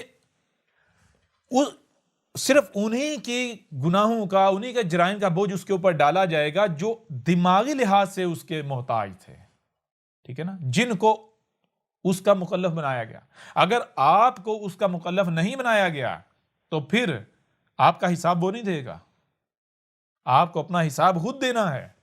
اور اگر آپ کسی بھی وجہ سے یہ کہیں کہ ہم اس کے پیچھے چلے، اے اللہ اس کا ذمہ دار خود وہ ہے، اس کی سزا اسے دے، تو پھر وہ آگے سے کیا کہے گا؟ وہ ملاٹا بھی یہ کہے گا نا نا نا، اے ہمارے رب، یہ اللہ، کیا اس کو تو نے عقل نہیں دی تھی؟ اس سے پوچھ، کیا اس کے پاس عقل نہیں؟ عقل تھی نا، ہے نا. عقل ہونے کے باوجود اگر یہ ہمارے پیچھے چلا تو کیوں چلا؟ اس نے ہماری نہیں مانی، اس کو ہماری باتیں اچھی لگتی تھیں، اس وجہ سے ہمارے پیچھے چلا. اگر اس کو ہماری باتیں اچھی نہ لگتی، یعنی اگر ہم بھی ویسی باتیں کرتے جو اس کی خواہشات نہ ہوتی، تو یہ ہماری نہ مانتا. اگر یہ ہمارے پیچھے بھی چل رہا تھا، ہماری اگر مان رہا تھا، تو صرف اس وجہ سے مان رہا تھا کیونکہ ہم تو اس کی خواہشات کے مطابق بات کرتے تھے. اگر ہم بھی اس کی خواہشات کے خلاف بات کرتے یا ہماری بات اس کی خواہشات سے متصادم ہوتی تھی، ہماری کبھی بھی نہ مانتا. اس لیے یہ ہماری نہیں مان رہا تھا، یہ اپنی خواہشات کی اتباع کر رہا تھا، یہ اپنی خواہشات کی اتباع میں ہمارے پیچھے چل رہا تھا. لہٰذا یہ اپنے جرائم کا ذمہ دار خود ہے. ٹھیک ہے؟ تو کل کو، یعنی کل کو کوئی بھی، اگر آپ باشعور ہیں تو کل کو کوئی بھی آپ کا حساب نہیں دے پائے گا.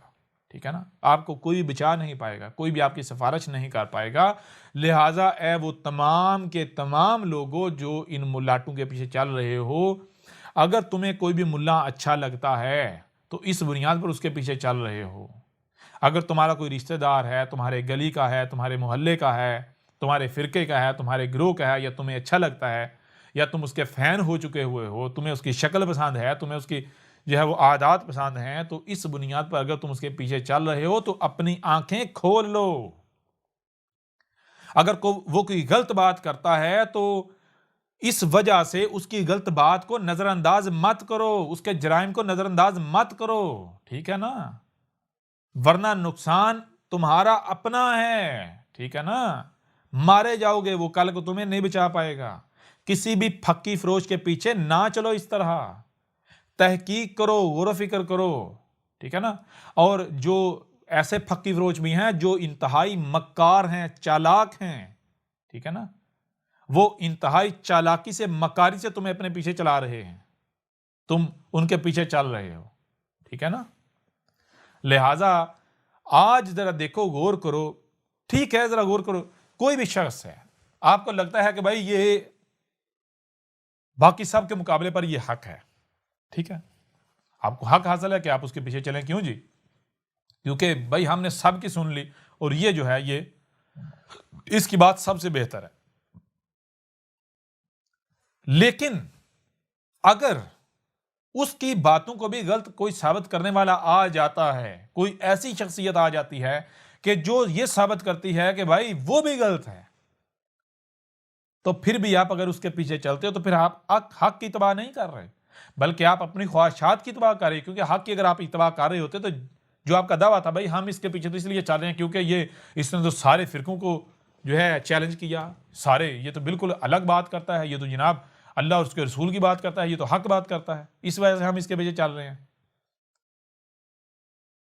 تو پھر آپ کو اپنے صرف یہ نہیں کہ زبان سے دعویٰ کرو، آپ کو اپنے عمل سے بھی یہ سچ ثابت کرنا ہوگا کہ ہاں ہم واقعتاً اگر ہم اس کے پیچھے چل رہے ہیں تو صرف اس وجہ سے چل رہے ہیں کیونکہ ہم نے سب کو سنا اور سب میں یہ جو ہے اس کی بات ٹاپ پر آتی ہے، اس وجہ سے ہم اس کے پیچھے چل رہے ہیں،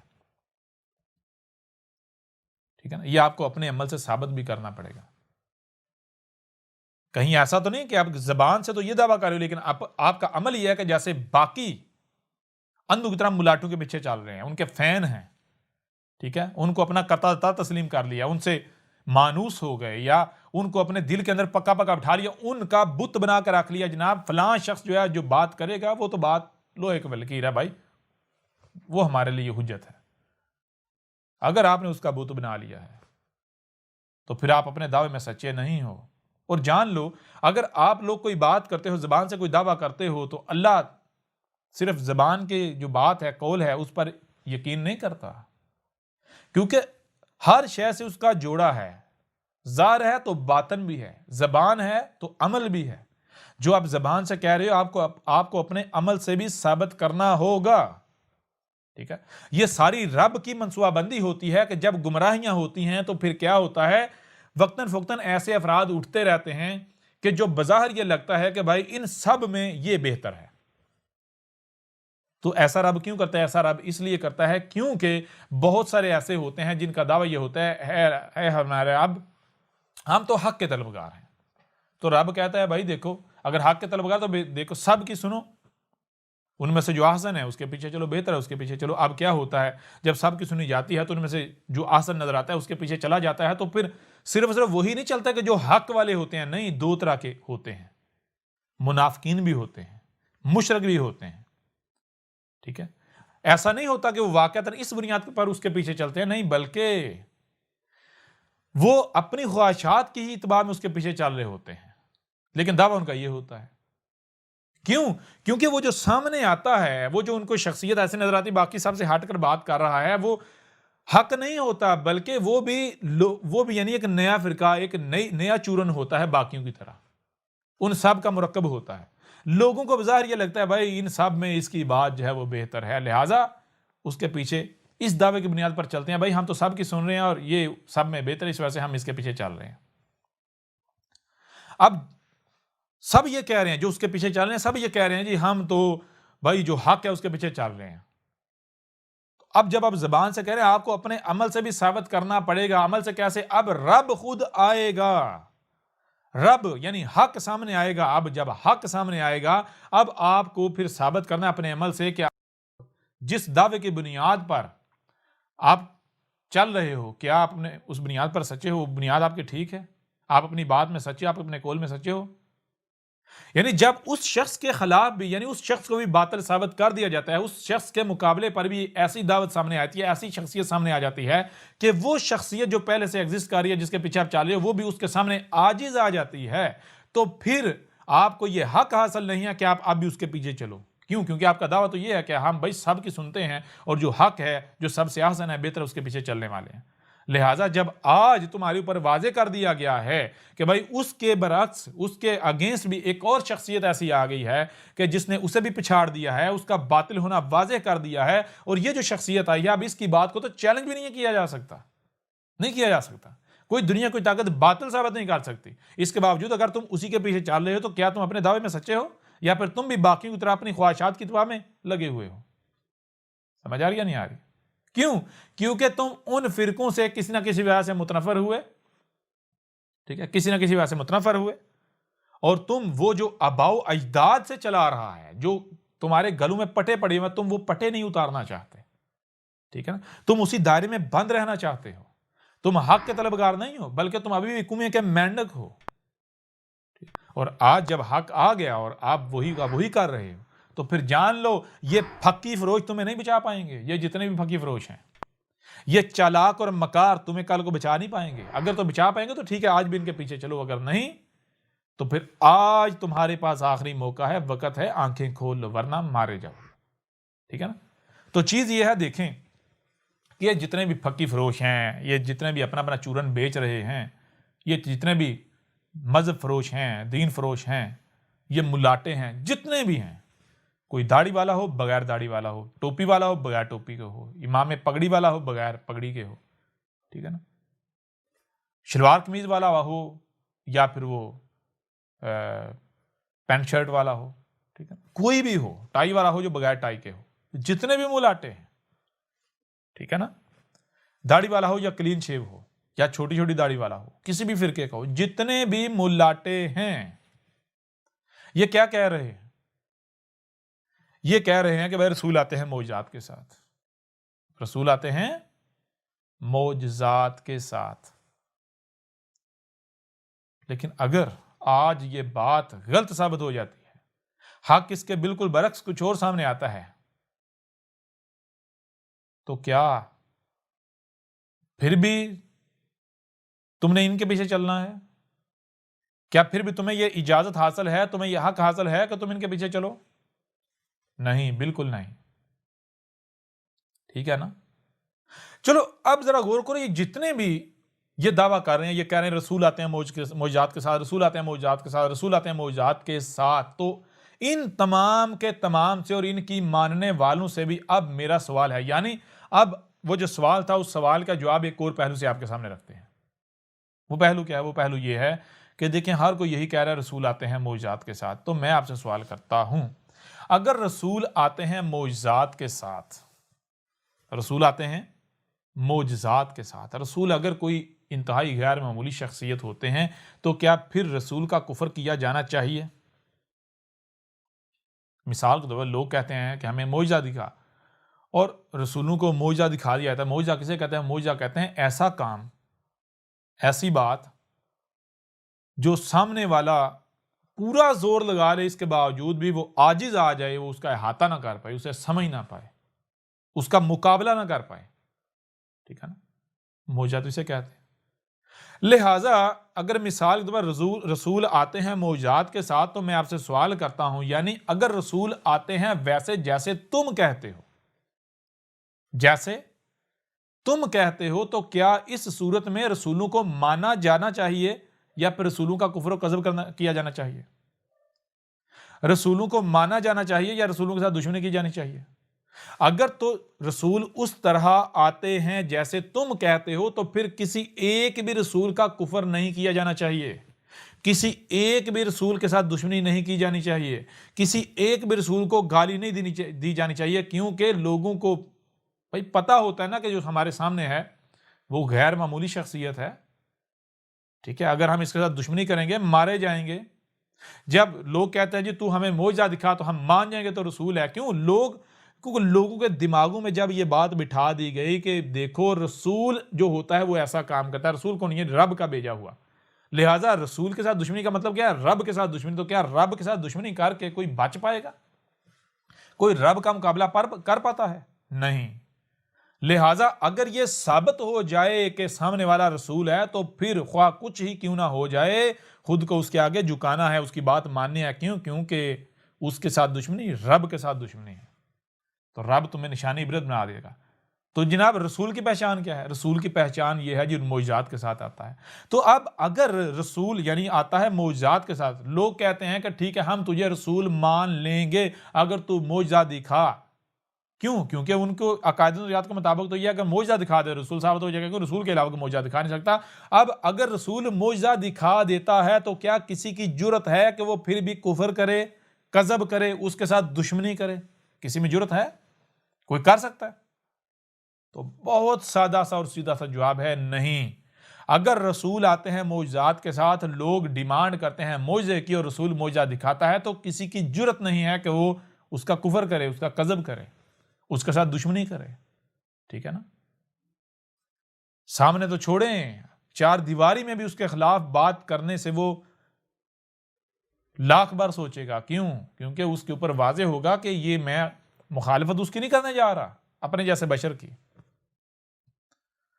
میں اگر اس کے ساتھ دشمنی کرتا ہوں، اس کے خلاف بات کرتا ہوں، تو بے شک وہ اس وقت میرے سامنے نہیں ہے، لیکن یہ دشمنی، وہ میرے جیسا 5-6 فٹ کا بشر نہیں ہے، یہ دشمنی اس کے ساتھ نہیں ہے، یہ بات اس کے خلاف نہیں ہے، یہ بات رب کے خلاف ہے، کیونکہ وہ رب کا رسول ہے، رب کا بھیجا ہوا ہے۔ لہٰذا کہاں رب نہیں ہے جہاں میں جا کر بات کروں تو میں چھپا رہ سکتا ہوں رب سے؟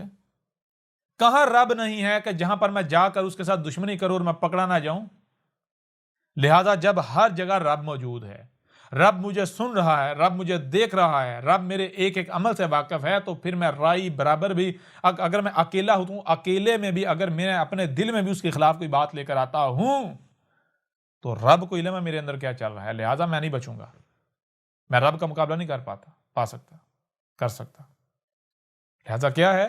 یعنی کہ اگر رسول آتے معجزات کے ساتھ تو پھر کسی کی بھی جرت نہیں تھی کہ وہ رسول کا کفر کرتا، رسولوں کا کفر کیا جاتا، رسولوں کی تکذیب کی جاتی، رسولوں کے ساتھ دشمنی کی جاتی۔ لیکن کیا ایسا ہی ہوا؟ ذرا غور تو کرو۔ یعنی پھر میں اس بات کو دوبارہ سے ایک بار پھر آپ کے سامنے رکھتا ہوں۔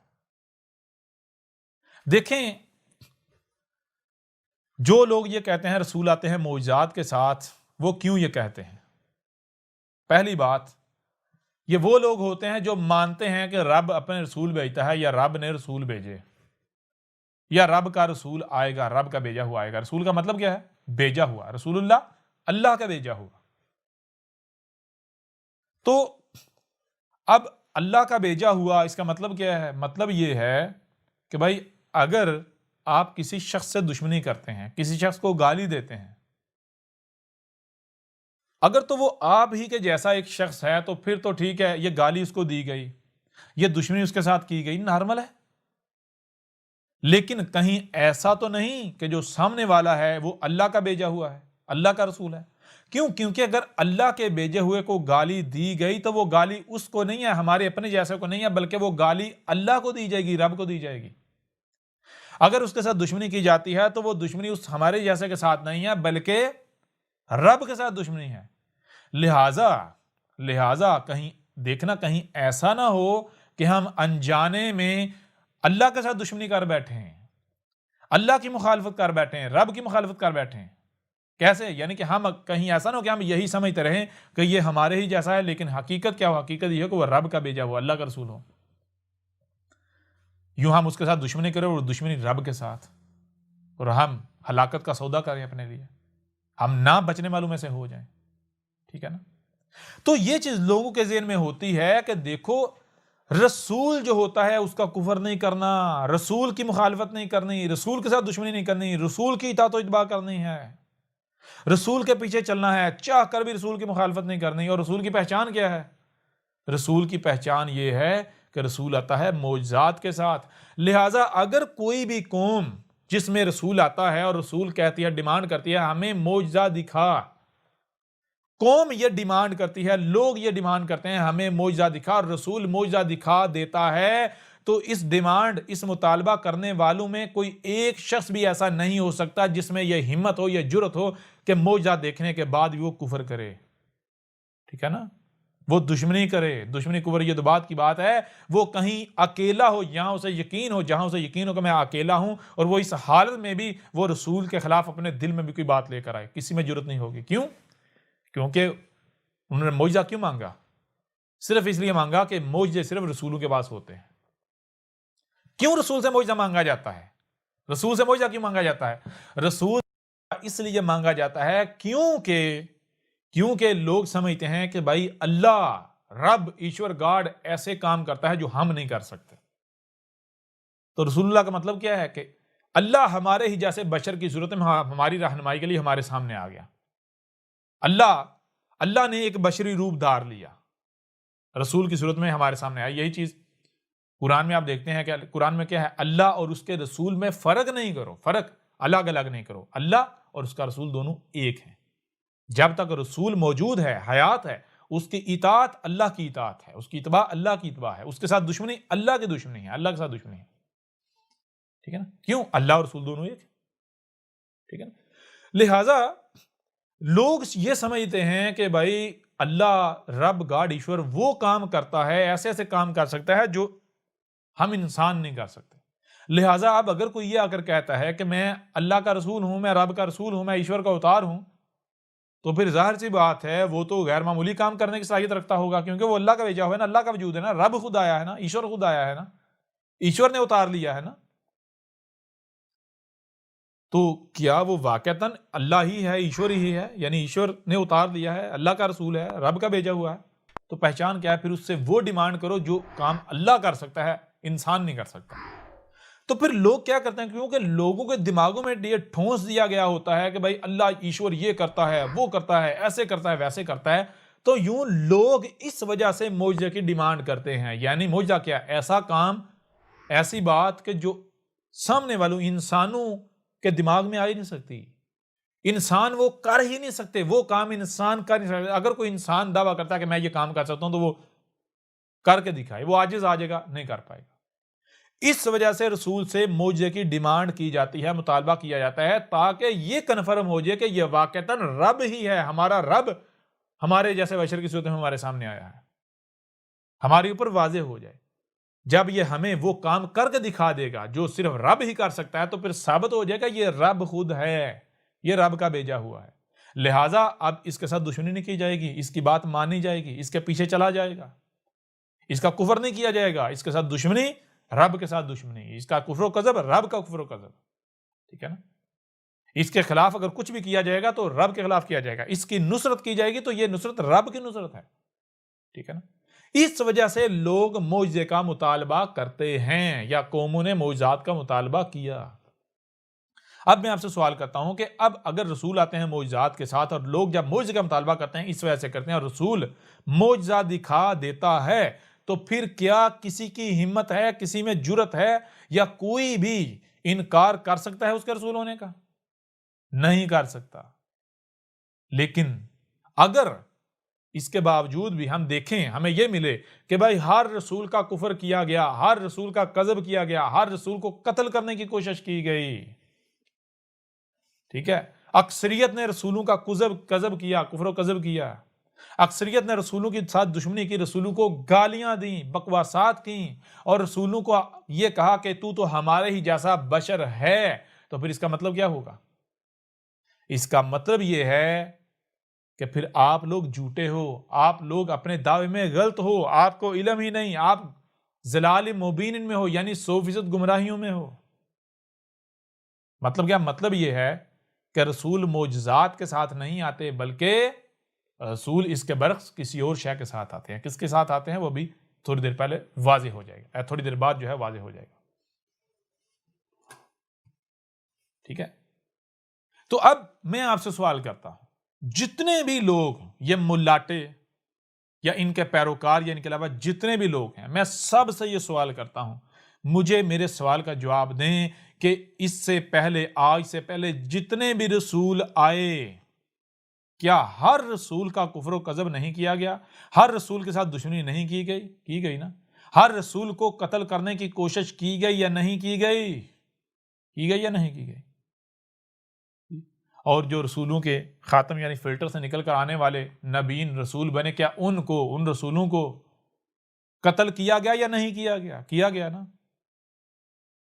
تو پھر مجھے بتاؤ، اگر رسول معجزات کے ساتھ آتے تو ان کے ساتھ یہ ہوتا؟ چلو میں تم سے سوال کرتا ہوں، اگر عیسیٰ ابن مریم معجزات کے ساتھ آیا تھا، اگر عیسیٰ ابن مریم معجزات کے ساتھ آیا تھا، یعنی وہ مردوں کو زندہ کرتا تھا. کون سے مردوں کو؟ جو تمہارے نزدیک جنہیں تم مردہ سمجھتے ہو، جو گڑھوں میں پڑے ہوئے ہیں، ان کو جیتا جاگتا کر دیتا تھا.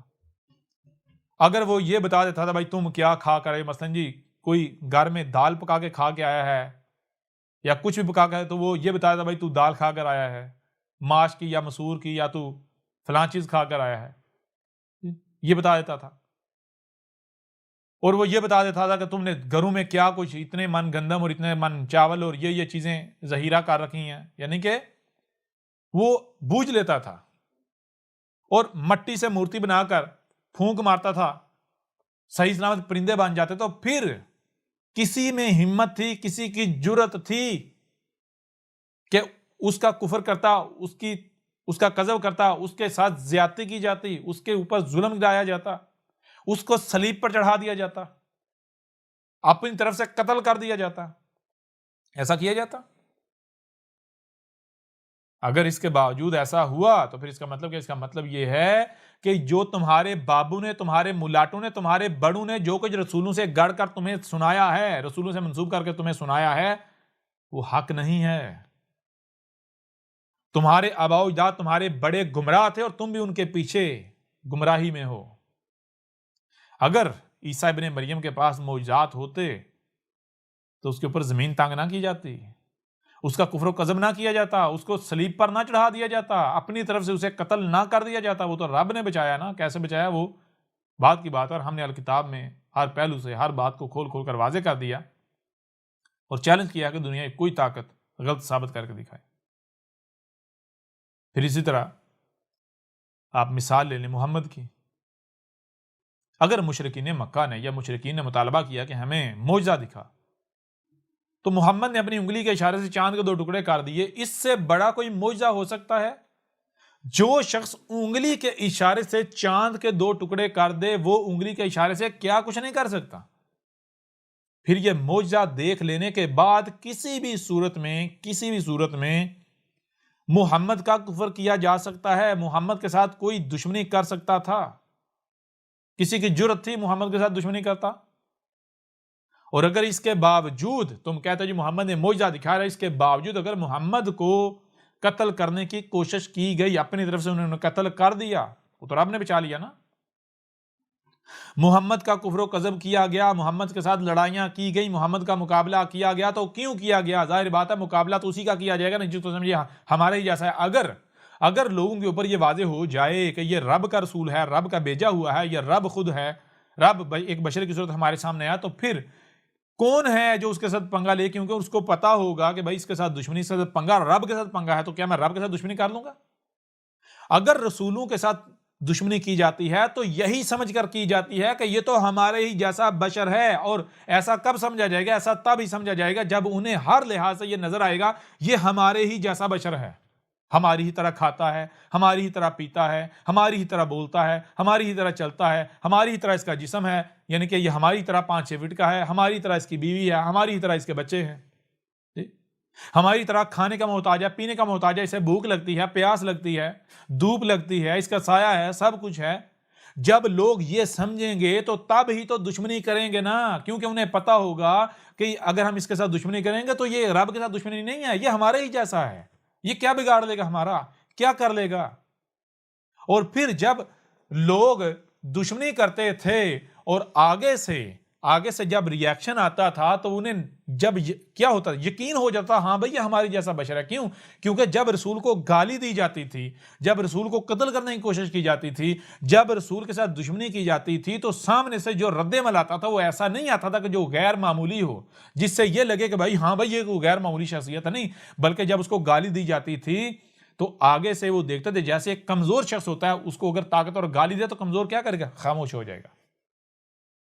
تو جب رسولوں کو گالیاں دی جاتی تھیں تو رسول جب آگے سے خاموش ہو جاتے تھے، آگے سے اس گالی کا جواب ان کی زبان میں نہیں دیتے تھے، تو وہ یہ سمجھتے تھے کہ یہ ڈر گیا، یہ کمزور ہے. کیوں؟ اگر یہ اللہ ہوتا تو اللہ گالی برداشت کرتا. اگر یہ اللہ کا بھیجا ہوا ہوتا، ہم اسے گالی دیتے تو ہمیں تو صفاسی سے مٹا دیا تھا، تو ہمیں تو زندہ زمین میں گاڑ دیا تھا، ہمارے ساتھ یہ ہوتا، ہمارے ساتھ وہ ہوتا. لیکن یہ کیا ہے، ہم نے اسے گالی دی تو جیسے کمزور کو گالی دی جاتی ہے وہ دب جاتا ہے، وہ آگے سے آ نہیں کرتا، بالکل ایسے ہم نے گالی دی تو یہ آگے سے کوئی جواب نہیں دیتا. حالانکہ رسول کیا ہے بھائی؟ رسول اگر آگے سے جواب نہیں دے رہا تو وہ اس لیے نہیں دے رہا کہ وہ تمہارے جیسا ایک بشری انسان ہے، بلکہ وہ اس لیے آگے سے جواب نہیں دے رہا کیونکہ وہ رب کا بھیجا ہوا ہے، وہ رب خود ہے، تو رب گالیاں نہیں دے گا. رب جو ہے وہ فواحش کا اظہار نہیں کرے گا، خرافات کا اظہار نہیں کرے گا. رب العلیم الحکیم ہے، العزیز العلیم الحکیم ہے. ٹھیک ہے نا. رب الصبور ہے، تو رسول آگے سے صبر کرتا ہے. جب رسول کو گالیاں دی جاتی ہیں صبر کرتا ہے تو انہیں لگتا ہے کہ بھئی یہ تو ہمارے جیسا بشر ہے. کیوں؟ اگر یہ اللہ کا بھیجا ہوا ہوتا، رب کا بھیجا ہوا ہوتا تو یہ تو ہم اگر رسول کو گالی دیتے، یہ تو رب کو گالی، رب تو ہمیں زندہ زمین میں گاڑ دیتا. جب وہ رسولوں کے ساتھ دشمنی کرتے اور آگے سے کوئی ایسا رد عمل نہ آتا، ٹھیک ہے نا، تو وہ یہی سمجھتے کہ یہ تو ہمارے جیسا بشر ہے، لہٰذا وہ اور کھل کر دشمنی کرتے. یہاں تک کہ قتل کرنے کی کوشش کی گئی، اپنی طرف سے قتل کیا گیا. اب ذرا بتائیں، اگر رسول معجزات کے ساتھ آتے تو کیا ان کا کفر و کذب کیا جاتا؟ ان کے ساتھ دشمنیاں کی جاتی؟ ان کو گالیاں دی جاتی؟ ان کو اپنی طرف سے قتل کیا جاتا؟ بالکل نہیں. اگر رسولوں کا یعنی کہ کفر و کذب کیا گیا تو اس کی وجہ کیا ہے؟ اس وجہ سے کیا گیا کیونکہ لوگوں نے یہ سمجھا یہ ہمارے ہی جیسے بشر ہیں، یہ ہمارے ہی جیسا بشر ہے. ٹھیک ہے نا. تو ذرا غور کرو. اب اس پہلو سے تمہارے اوپر یہ بات کھول کر واضح کی. اب میں چیلنج کرتا ہوں دنیا کی کوئی طاقت میری اس بات کو غلط ثابت کر کے دکھائے، اور دنیا کی کوئی طاقت ثابت کرے کہ رسول معجزات کے ساتھ آتے ہیں یا آئے. کوئی اگر دنیا کی کوئی طاقت یہ ثابت کر دے کوئی ایک بھی رسول معجزات کے ساتھ آیا تو احمد عیسیٰ جو انعام کہیں گے وہ انعام دے گا. احمد عیسیٰ وہ سزا بھگتنے کے لیے تیار ہے جو سزا آپ کہیں گے یا جو سزا آپ نے تجویز کی ہوئی ہے. اگر آپ یہ ثابت نہیں کر سکتے، آپ احمد عیسیٰ کو کذاب ثابت نہیں کر سکتے، تو پھر جان لو جیسے اس سے قبل آج سے قبل ہر رسول کے ساتھ کیا گیا تم بھی وہی کر رہے ہو. یہ تمہارے سامنے اللہ کا رسول بیٹھا ہوا ہے. جیسے ان قوموں نے بھی اسی غلط فہمی کا شکار ہو کر رسولوں کے ساتھ دشمنی کی کہ اگر یہ رسول ہوتا ہم اسے گالی دیتے تو ہمیں تو تہس نہس کر دیا جاتا، ہمیں تو زندہ زمین میں گاڑ دیا جاتا، لیکن ہمیں تو کچھ بھی نہیں ہو رہا. اگر یہ رسول ہوتا ہم گالی دیتے ہماری زبان کو تو لکوا مار جاتا، لیکن ہم تو گالیاں دے رہے ہماری زبان تو کچھ بھی نہیں ہو رہا، لہذا یہ رسول نہیں ہے. تو جیسے اس غلط فہمی کا شکار ہو کر انہوں نے بھی رسولوں کا کفر و کذب کیا، تو جان لو آج تم بھی بالکل اسی طرح اسی غلط فہمی کا شکار ہو کر آج ہمارے رسول احمد عیسیٰ کا کفر و کذب کر رہے ہو. اور پھر جو انجام ان کا ہوا وہی انجام تمہارا ہونے والا ہے. کیا وہ سچے ثابت ہو گئے تھے؟ اگر تو وہ سچے ثابت ہو گئے تو تم بھی سچے ثابت ہو جاؤ گے. کیا وہ بچ گئے تھے؟ وہ ہمارے رسولوں کے ساتھ دشمنی کرنے سے، کفر و کذب کرنے سے بچ گئے تھے؟ اگر تو کفر و کذب کرنے کے باوجود بچ گئے تو تم بھی بچ جاؤ گے. لیکن اگر انہیں صفحہ ہستی سے مٹا دیا گیا، انہیں نشان عبرت بنا دیا گیا، تو آج تمہیں اس صفحہ ہستی سے مٹا دیا جائے گا، نشان عبرت بنا دیا جائے گا بعد والوں کے لیے. ٹھیک ہے نا. لہٰذا اے عقل کے اندھوں کی طرح ان ملاٹوں کے پیچھے چلنے والوں ذرا غور کرو. حق کیا ہے؟ کیا آج تمہارے اوپر حق کھول کھول کر واضح نہیں کیا جا چکا؟ کیا آج تمہارے اوپر حق ہر لحاظ سے، ہر پہلو سے کھول کھول کر واضح نہیں کیا جا رہا؟ جب ہر لحاظ سے حق کھول کھول کر واضح کیا جا رہا ہے تو پھر تمہیں کس نے روک رکھا ہے حق کی اطاعت و اتباع کرنے سے؟ یا تو اپنی بات کو، اپنے داموں کو سچا ثابت کرو، احمد عیسیٰ کو کذاب ثابت کرو. اگر احمد عیسیٰ کو کذاب ثابت نہیں کر سکتے، اپنے آپ کو سچا ثابت نہیں کر سکتے، تو پھر کیوں احمد عیسیٰ کے ساتھ دشمنی کر رہے ہو؟ احمد عیسیٰ کو گالیاں دے رہے ہو، بکواسات کر رہے ہو، مخالفت کر رہے ہو، دشمنی کر رہے ہو، اپنی طرف سے تم قتل کر چکے ہو. یہ جو FIR اور پرچے جو ہے وہ درج کروا رہے ہو، اور جو اپنے مختلف اداروں کا اور طاقت کا جو تمہیں اختیارات دیے گئے ان کا استعمال کر رہے ہو. ٹھیک ہے نا. کیوں کر رہے ہو؟ مارے جاؤ گے، نہیں بچو گے. ٹھیک ہے تم احمد عیسیٰ کو قتل کرو، احمد عیسیٰ کے ساتھ دشمنی کرو، احمد عیسیٰ کو گالیاں دو، برا بھلا کرو، جو جی چاہے کرو، لیکن شرط یہ ہے کہ پہلے احمد عیسیٰ کو کذاب ثابت کرو. ٹھیک ہے نا. اگر تم کذاب ثابت نہیں کر سکتے اور پھر تم انتظار نہیں کر رہے کہ عیسیٰ نے آنا ہے، عیسیٰ نے آنا ہے، انتظار نہیں آنا ہے، انتظار نہیں کر رہے. ٹھیک ہے نا. کر رہے ہو یا نہیں کر رہے؟ کر رہے ہو یا نہیں کر رہے؟ انتظار کر رہے ہو نا. تو آج جب تمہارے سامنے آ کر ایک شخص یہ کہہ رہا ہے، ایک بشر یہ کہہ رہا ہے کہ میں وہی عیسیٰ ہوں، تو پھر تحقیق کیوں نہیں کرتے؟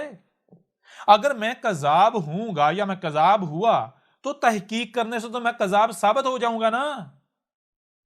تحقیق کرو، اور میں اگر کذاب ثابت ہوتا ہوں، میں وہ عیسیٰ ثابت نہیں ہوتا، تو تمہیں کون سا خوف لاحق ہے؟ کوئی خوف لاحق ہونا چاہیے؟ نہیں ہونا چاہیے۔ تحقیق کرو، اگر میں وہ عیسیٰ نہیں ہوں جس کا تم انتظار کر رہے ہو، تو تم تحقیق کرو، میں کذاب ثابت ہو جاتا ہوں، تو پھر مجھے گالیاں دو، مجھے ساتھ دشمنی کرو، مجھے قتل کر دو، بات ختم۔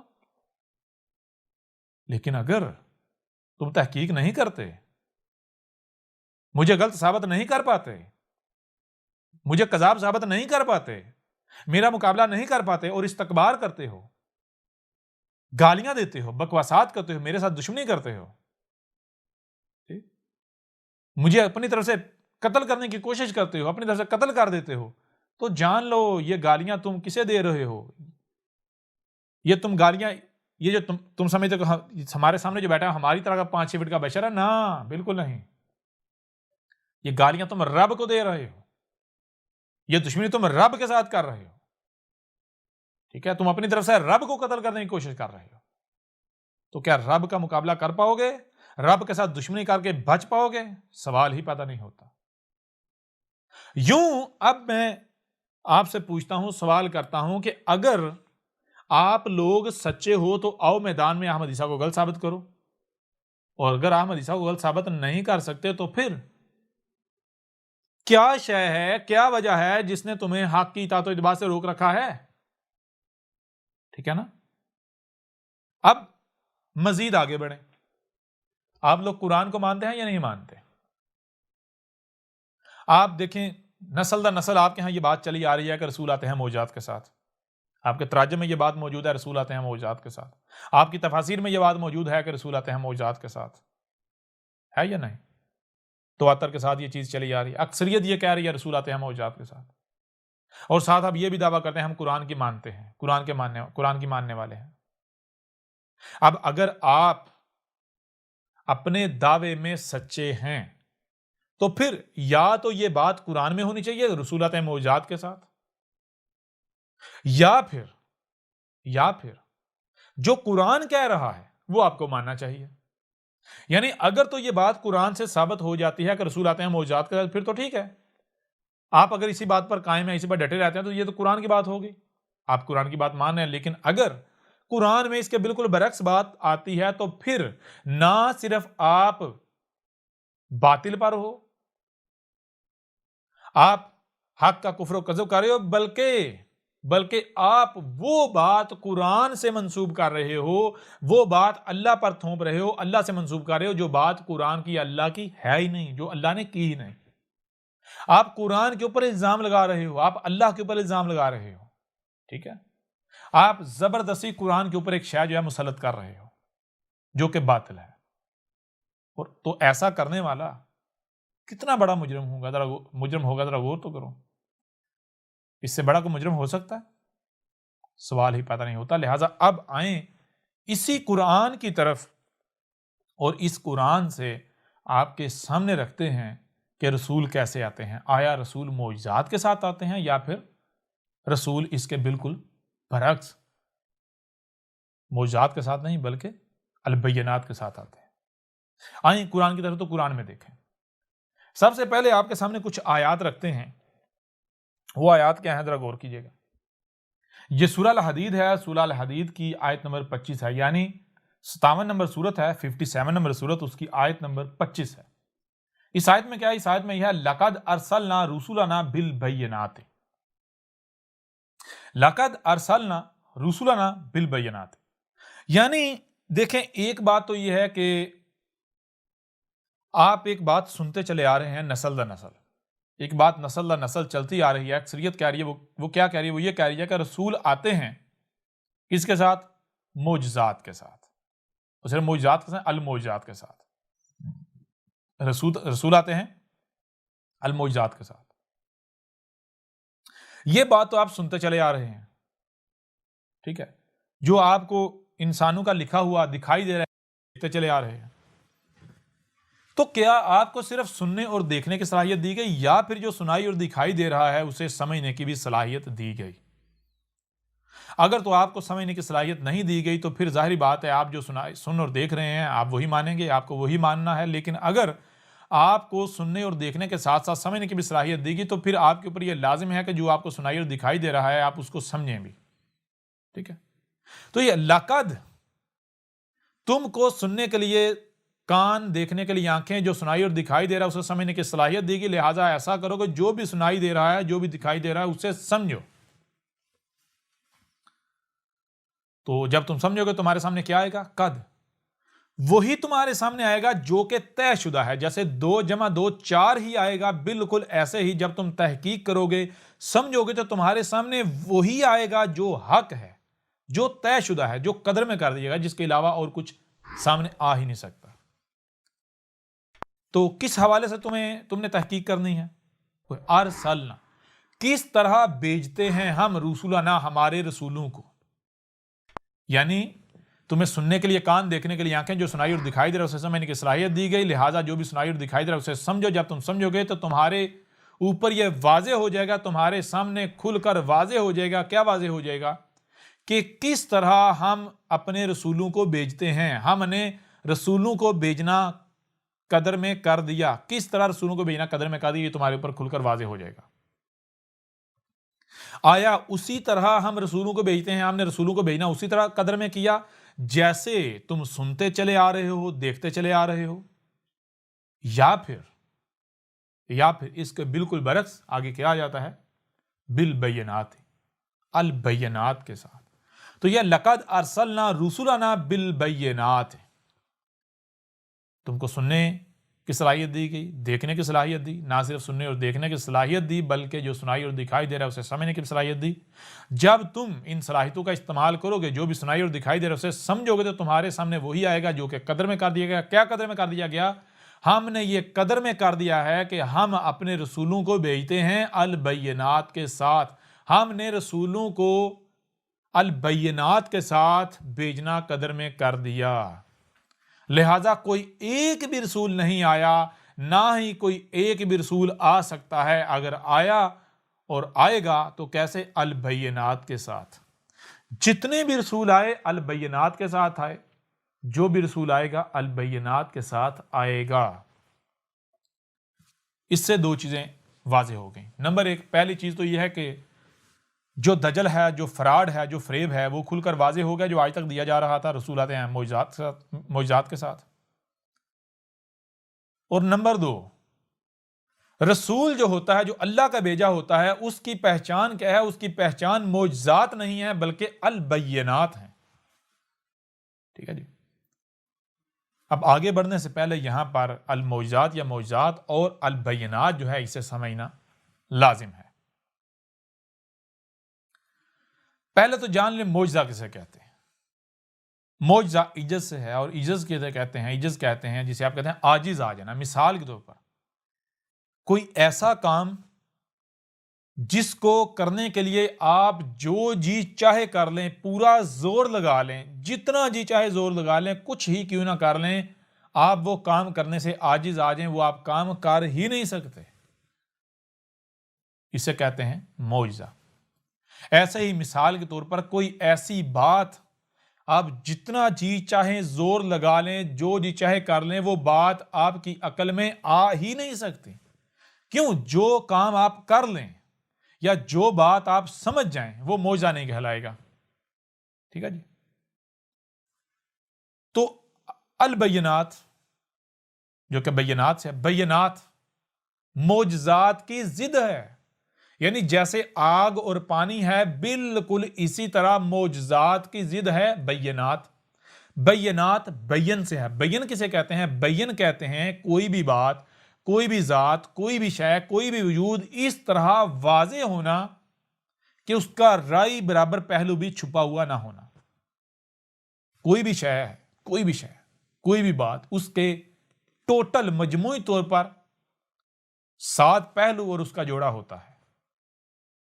ٹھیک ہے، 7 پہلو ہوتے ہیں. تو کسی بھی بات کا، کسی بھی شے کا اپنے ہر پہلو سے سامنے ہونا، اسے کہتے ہیں بین. یعنی بین کہتے ہیں وہ جو آپ کی رسائی میں ہے, جو آپ کی پہنچ میں ہے, جس پر آپ کی رسائی ہے. ایسی بات کہ جو آپ کی رسائی میں ہے, جو آپ کی پہنچ میں ہے, ایسا کام, ایسی شے جو آپ کی پہنچ میں ہے, آپ اسے سمجھ سکتے ہیں. ٹھیک ہے, آپ کے وہ ہر لحاظ سے سامنے ہے. آپ کے سمجھنے کی دیر ہے کہ وہ سمجھ آ جائے گی, آپ کے دیکھنے کی دیر ہے کہ وہ نظر آ جائے گی, یعنی آنکھیں کھولنے کی دیر ہے کہ وہ نظر آ جائے گی, کان کھولنے کی دیر ہے کہ وہ سنائی دے گی. ٹھیک ہے نا, سمجھنے کی دیر ہے کہ وہ سمجھ آ جائے گی. اسے کہتے ہیں بین. بین سے بینات, اور اسے البینات, مخصوص بینات. تو رسول کیسے آتے ہیں؟ رسول کیسے آتا ہے؟ رسول آتا ہے البینات کے ساتھ. تو سورہ الحدید جو کہ 57 نمبر سورت ہے, اس کی آیت نمبر 25, لقد ارسلنا رسولنا بالبینات, اس میں کیا بات کر دی؟ اس میں بات یہ کی کہ اللہ کہہ رہا ہے, قرآن یہ کہہ رہا ہے کہ ہم نے رسولوں کو البینات کے ساتھ بھیجنا قدر میں کر دیا, تقدیر میں یہ کیا ہے کہ رسولوں کو البینات کے ساتھ بھیجا جائے گا. اور معجزات البینات کی ضد ہیں. اب ذرا غور کریں کہ جو لوگ بھی یہ کہہ رہے ہیں کہ رسول آتے ہیں معجزات کے ساتھ, یا ہر رسول آیا معجزات کے ساتھ, کیا وہ سچے ہیں؟ کیا ایسا کہنے والے قرآن کی بات مان رہے ہیں, قرآن کے ماننے والے ہیں, یا پھر قرآن کے منکر ہیں؟ ان کو تو یہی نہیں علم کہ قرآن میں لکھا کیا ہوا ہے, اور قرآن کیا کہہ رہا ہے. مزے کی بات یہ ہے, حیران کن طور پر قرآن ان کے بالکل برعکس, 180 ڈگری برعکس بات کر رہا ہے. یہ کہتے ہیں معجزات کے ساتھ, قرآن کہتا ہے نہیں البینات کے ساتھ. یعنی یہ کہتے ہیں آگ, اور قرآن کہہ رہا ہے پانی. اب بتائیں ذرا, جو لوگ بھی یہ کہتے ہیں رسول معجزات کے ساتھ آتے ہیں, یا رسولوں کو معجزات دیے گئے, یا کوئی ایک بھی رسول معجزوں کے ساتھ آیا, معجزات کے ساتھ آیا, کیا وہ قرآن کی ماننے والے ہیں, قرآن کے ماننے والے ہیں, یا پھر وہ قرآن کا کفر و کذب کرنے والے ہیں, قرآن پر بہتانات باندھنے والے ہیں؟ ان کو تو یہی نہیں علم کہ قرآن میں ہے کیا. اب اپنے گریبان میں جھانکیں. اگر آپ حق کے طلبگار ہیں, اگر آپ حق کے طلبگار ہیں, یہاں تک کہ وہ لوگ جو یہ دعویٰ کرتے ہیں ہم تو اس کے پیچھے چلتے ہیں, اس کی بات مانتے ہیں جس کی بات حق ہے, جو حق بات کرتا ہے, تو ذرا دیکھو کیا وہ یہ تو نہیں کہتا رسول معجزات کے ساتھ آتے ہیں؟ اگر وہ یہ کہتا ہے رسول معجزات کے ساتھ آتے ہیں, تو پھر اس کو تو یہی نہیں علم کہ قرآن میں کیا لکھا ہوا ہے, قرآن ہے کیا. تو ایسا شخص قرآن کے نام پر جو بھی بات تمہارے سامنے رکھے گا, کیا وہ سچ ہو سکتی ہے؟ یا پھر وہ انتہائی چالاک ہے, مکار ہے, وہ جانتا ہے کہ کچھ لوگ ایسے ہیں جو قرآن کے نام پر گمراہ کیے جا سکتے ہیں. ٹھیک ہے, وہ شخص اپنی چالاکی کا, مکاری کا استعمال کرتے ہوئے آپ جس دباؤ کو قبول کرتے ہیں, آپ کیونکہ اس دباؤ کو قبول کرتے ہیں کہ کوئی بھی بندہ ہمیں یہ کہے جی قرآن میں یہ لکھا ہوا ہے, تو وہ آپ کو قرآن کے نام پر گمراہ کیے ہوئے ہیں, قرآن کے نام پر آپ کے ساتھ کھلواڑ کر رہا ہے. ذرا دیکھیں, غور کریں, جس کے پیچھے آپ چل رہے ہیں, جس کو آپ حق مانتے ہیں, حق والا مانتے ہیں, کیا وہ یہ تو نہیں کہتا کہ رسول معجزات کے ساتھ آتے ہیں؟ پوچھیں اس سے. اگر اس کی ویڈیوز موجود ہیں, اس کی ویڈیوز میں دیکھیں پیچھے جا کے. اگر اس کا لٹریچر موجود ہے اس میں دیکھیں, کیا وہ ایسا تو نہیں کہتا؟ اور پھر ساتھ کیا حق آنے کے بعد اس نے رجوع کیا یا نہیں کیا؟ اگر تو حق آنے کے بعد اس نے رجوع کیا ہے تو پھر تو ٹھیک ہے. اگر حق آ جانے کے باوجود بھی اس نے رجوع نہیں کیا, وہ اپنی اسی بات کے اوپر ڈٹا ہوا ہے, وہی بات دہراتا ہے, وہی بات کہہ رہا ہے رسول آتے ہیں معجزات کے ساتھ, تو پھر جان لو یہ آپ کے اوپر لازم. اگر آپ پھر بھی اسے مانتے ہو, حق آ جانے کے باوجود اسے مانتے ہو, تو پھر آپ کے اوپر لازم ہے آپ احمد عیسیٰ کو غلط ثابت کرو. آپ ثابت کرو کہ قرآن میں یہ نہیں لکھا, یا پھر آپ کے اوپر لازم ہے آپ اس سے سوال کرو, اسے کہو اے پھکی فروش ہمیں جواب دے, ہمیں بتا, تو کہتا ہے کہ رسول آتے ہیں معجزات کے ساتھ, تو قرآن میں جس کا بالکل برعکس لکھا ہوا ہے, یہ قرآن میں کیا لکھا ہوا ہے؟ ہمیں صفائی پیش کر, ہمارے اوپر اب ہمیں اس سوال کا جواب دے, ہمارے اوپر یہ واضح کر. اب آسان میں یہ اسے کہو کہ یہ احمد عیسیٰ کو غلط ثابت کر. اگر تو حق پر ہے تو پھر احمد عیسیٰ کو غلط ثابت کر. او بھائی, اگر تو حق پر ہے تو کہ احمد عیسیٰ اگر باطل ہے, کذاب ہے, تو حق عاجز آ گیا کہ احمد عیسیٰ کا مقابلہ نہیں کر پا رہا, احمد عیسیٰ کسی بات کا جواب نہیں دے پا رہا. ٹھیک ہے نا. اب اگر آپ یہ نہیں کرتے, آپ احمد عیسیٰ کو غلط ثابت نہیں کرتے, کذاب ثابت نہیں کرتے, آپ اس کو یہ نہیں کہتے کہ احمد عیسیٰ کو غلط ثابت کر، وہ احمد عیسیٰ کو غلط ثابت نہیں کرتا، اس کے باوجود آپ اسی کے پیچھے چلتے ہیں، تو پھر جان لو آپ لوگ سب سے بڑے مشرک ہو، ٹھیک ہے، سب سے بڑے بے وقوف ہو، اندھوں کی طرح اپنے ملاٹوں کے پیچھے چلنے والے آپ لوگوں نے رب کے مقابلے پر اپنے ملاٹوں کو، ان پھکی فروشوں کو اپنا الہ بنایا ہوا ہے۔ جو شخص بھی یہ کہتا ہے کہ رسول آتے ہیں معجزات کے ساتھ، یا تو اسے یہ کرنا پڑے گا قرآن میں یہ لکھا ہوا ہے، اگر وہ یہ ثابت نہیں کرتا بلکہ قرآن میں اس کو بالکل برعکس لکھا ہوا ہے کہ رسول آتے ہیں البینات کے ساتھ، تو پھر جان لو اس کو تو یہ ہی نہیں علم کہ قرآن میں لکھا کیا ہوا ہے۔ جس کو یہ ہی نہیں علم کہ رسول آتے کیسے ہیں، اس کو کیا پتا رسول آ کر کیا کرتے ہیں، رسولوں کی بات کون سی ہے، کون سی بات رسولوں کی نہیں۔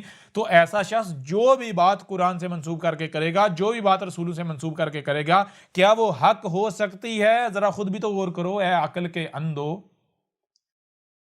اس کے باوجود بھی اگر تم انہی کے پیچھے چلتے ہو تو پھر تمہیں گدھے کے بچوں نہ کہا جائے تو اور کیا کہا جائے؟ تم گدھے ہو، تم گدھے کے بچے ہو، ثابت کر رہے ہو تم۔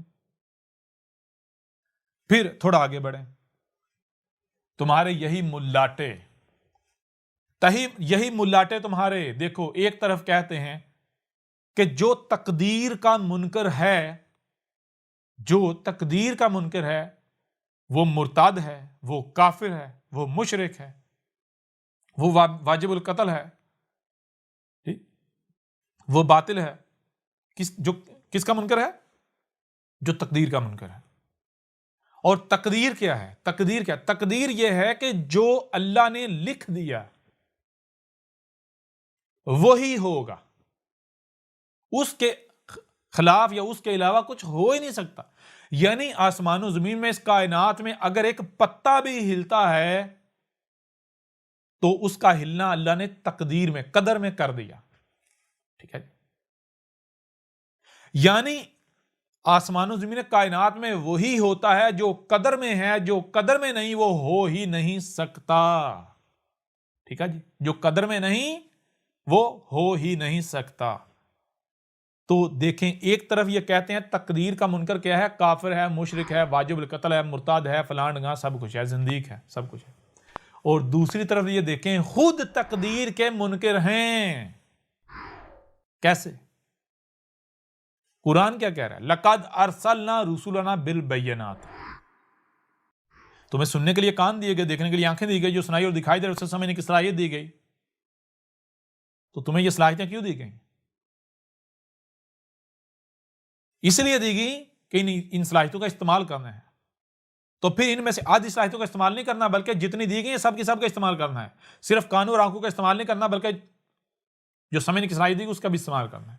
لہذا جو سنائی اور دکھائی دے رہا ہے کس معاملے میں؟ کہ ہم رسولوں کو دیکھو اگر رسولوں کا بھیجنا قدر میں نہ کیا گیا ہوتا تو رسول آ سکتے تھے؟ نہیں۔ رسولوں کیا مانتے ہو رسول آئے ماضی میں؟ آئے نا۔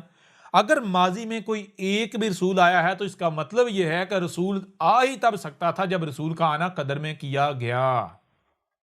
رسول کا آنا قدر میں کیا گیا۔ تو جب یہ بات طے ہو گئی، ثابت ہو گیا کہ رسولوں کا آنا قدر میں ہے، قدر میں کیا جا چکا تبھی تو رسول آئے، تو پھر کیا رسول اسی طرح آتے ہیں جیسے ہم سن رہے ہیں اور دیکھ رہے ہیں، یا پھر کہیں ایسا تو نہیں رسول اس کے برعکس کسی اور طرح آتے ہیں؟ یعنی کیا رسولوں کا معجزات کے ساتھ آنا قدر میں کیا گیا، تقدیر میں کیا گیا، یا پھر رسولوں کا اس کے برعکس کسی اور کے ساتھ آنا تقدیر میں کیا گیا، قدر میں کیا گیا؟ تو جب آپ غور کرو گے، تحقیق کرو گے تو آپ کے سامنے کیا آئے گا؟ آپ کے سامنے یہ آئے گا کہ قدر میں کیا کیا گیا، تقدیر کیا ہے؟ تقدیر یہ ہے کہ رسول آتے ہیں البینات کے ساتھ، رسولوں کو البینات کے ساتھ بھیجنا قدر میں کیا، تقدیر میں کیا۔ تقدیر یہ ہے کہ رسول آتے ہیں البینات کے ساتھ، نہ کہ معجزات کے ساتھ۔ معجزات کے ساتھ آنا تقدیر میں ہے ہی نہیں۔ تو جو لوگ یہ کہیں رسول آتے ہیں معجزات کے ساتھ اور رسولوں کا البینات کے ساتھ آنے کے منکر ہیں، تو وہ تقدیر کے منکر ہیں یا نہیں ہیں؟ بتاؤ ذرا۔ اب بتاؤ کہ جو تمہارے ملاٹے کہہ رہے ہیں جو تقدیر کا منکر ہے، وہ کافر ہے، وہ مشرک ہے، وہ مرتد ہے، وہ واجب القتل ہے، وہ زندیق ہے، تو تمہارے ملاٹے تمام کے تمام وہ لوگ جو کہتے ہیں رسول آتے ہیں معجزات کے ساتھ، کیا وہ مرتد ثابت نہیں ہو گئے؟ احمد عیسیٰ نے انہیں مرتد ثابت نہیں کر دیا انہی کے فتوے کے مطابق؟ انہیں کافر ثابت نہیں کر دیا انہی کے فتوے کے مطابق؟ انہیں جو ہے وہ خنزیر کی قرادہ، انہیں واجب القتل اور سب کچھ ثابت نہیں کر دیا انہی کے فتوے کے مطابق؟ تقدیر کا منکر ثابت کر دیا یا نہیں کر دیا؟ اب یا تو آپ کو ثابت کرنا پڑے گا کہ معجزات کے ساتھ رسولوں کا آنا تقدیر میں ہے، یا پھر دوسری صورت یہ ہے کہ آپ کیا ہو؟ آپ تقدیر کے منکر ہو۔ اے ملاٹو، جو بھی یہ کہتا ہے کہ رسول آتے ہیں معجزات کے ساتھ یا رسول آئے معجزات کرے، یہاں تک کہ کوئی ایک بھی رسول معجزہ کے ساتھ آیا کسی ایک بھی معجزہ کے ساتھ، تو وہ کیا ہے؟ وہ تقدیر کا منکر ہے۔ کیوں؟ کیونکہ ایسا تو اللہ نے تقدیر میں کیا ہی نہیں۔ کیوں؟ سورہ الحدید کی آیت نمبر 25، 57 نمبر سورت، تو آیت نمبر 25 میں کیا ہے؟ لَقَدْ أَرْسَلْنَا رُسُلَنَا بِالْبَيِّنَاتِ۔ قد سے ہی قدر ہے، آگے ریل لگا دے۔ قدر کا مطلب کیا ہے؟ وہی چل رہا ہے جو طے شدہ ہے۔ جو طے شدہ نہیں ہے وہ ہو ہی نہیں سکتا، وہ چل ہی نہیں سکتا۔ تو طے شدہ کیا ہے؟ جیسے مثال کے طور پر 2 جمع 2 برابر 4 طے شدہ ہے نا، تو اگر کوئی 2 جمع 2 5 کہتا رہے، 5 کہتا رہے، 5 کہتا رہے، 5 چل ہی نہیں سکتا۔ کیا چلے گا؟ 4 ہی چلے گا۔ کیوں؟ کیونکہ 2 جمع 2 4 طے شدہ ہے نا۔ بالکل اسی طرح لَقَدْ أَرْسَلْنَا رُسُلَنَا بِالْبَيِّنَاتِ، تو تقدیر میں کیا کیا؟ قدر میں کیا کیا؟ قد کیا ہے؟ رسولوں کو البینات کے ساتھ بھیجنا۔ تو جو لوگ بھی یہ کہتے ہیں رسول آتے ہیں معجزات کے ساتھ، یا اگر کوئی شخص یہاں تک کہتا ہے کہ کوئی ایک بھی رسول کسی ایک بھی معجزے کے ساتھ آیا، تو پھر ایسا شخص کیا ہے؟ تقدیر کا منکر، قرآن کا منکر، قرآن کا کفر کرنے والا۔ اللہ رب العالمین، جو اللہ مسلمانوں والا نہیں، مذہب والا اللہ نہیں، وہ جو اوپر چڑھ کے بیٹھا ہوا نہیں، جو رب ہے جس نے تمہیں خلق کیا، آسمان و زمین کا رب ہے، ٹھیک ہے نا، یہ رب جو ہے، ٹھیک ہے نا، تم اس رب کے منکر، نہ صرف منکر بلکہ تم زبردستی جو جھوٹ ہے، جو خرافات ہیں، وہ قرآن کے اوپر تھوپ رہے ہو، قرآن سے منسوب کر رہے ہو، زبردستی اپنے الفاظ قرآن کے منہ میں ڈال رہے ہو، زبردستی اپنے الفاظ اللہ کے منہ میں ڈالنے کی کوشش کر رہے ہو، ٹھیک ہے نا، اللہ سے منسوب کر رہے ہو، رسولوں سے منسوب کر رہے ہو، وہ باتیں رسولوں سے منسوب کر رہے ہو جو رسولوں نے کہی نہیں۔ تم کفر و کذب کر رہے ہو رسولوں کا، تم کفر و کذب کر رہے ہو اللہ کا، تم کفر و کذب کر رہے ہو قرآن کا۔ اب بتاؤ ذرا۔ بہرحال یہاں تک واضح کیا گیا۔ اب تھوڑا اور آگے بڑھیں۔ بھائی اگر مثال کے طور پر ایک لمحے کے لیے مان لیا جائے کہ رسول آتے ہیں معجزات کے ساتھ، اور معجزات دکھانے کی ضرورت کب پیش آتی ہے؟ معجزات دکھانے کی ضرورت کب پیش آتی ہے؟ تو انہی ملاٹوں سے پوچھ لیں، انہی مسلمانوں سے پوچھ لیں، یا ہر اس شخص سے پوچھ لیں کہ جو رسولوں کا معجزات کے ساتھ آنے کا عقیدہ و نظریہ رکھتا ہے یا قائل ہے، اسے پوچھ لیں، تو آپ کو یہی جواب دے گا کہ بھائی معجزے کا مقصد کیا ہے؟ معجزے کا مقصد یہ ہے۔ احمد عیسیٰ کون ہے؟ کیا آپ احمد عیسیٰ کو جانتے ہیں؟ احمد عیسیٰ وہ ہے جس نے ان باتوں پر سے پردہ اٹھایا ہے جس پر آج ہر کوئی اختلاف کر رہا ہے۔ حق اور باطل کی پہچان اب انتہائی آسان۔ آج ہی الکتاب کو ڈاؤن لوڈ کریں۔ مزید ویڈیوز کے لیے احمد عیسیٰ کے یوٹیوب چینل کو وزٹ کریں اور چینل کو سبسکرائب کرنا مت بھولیے گا۔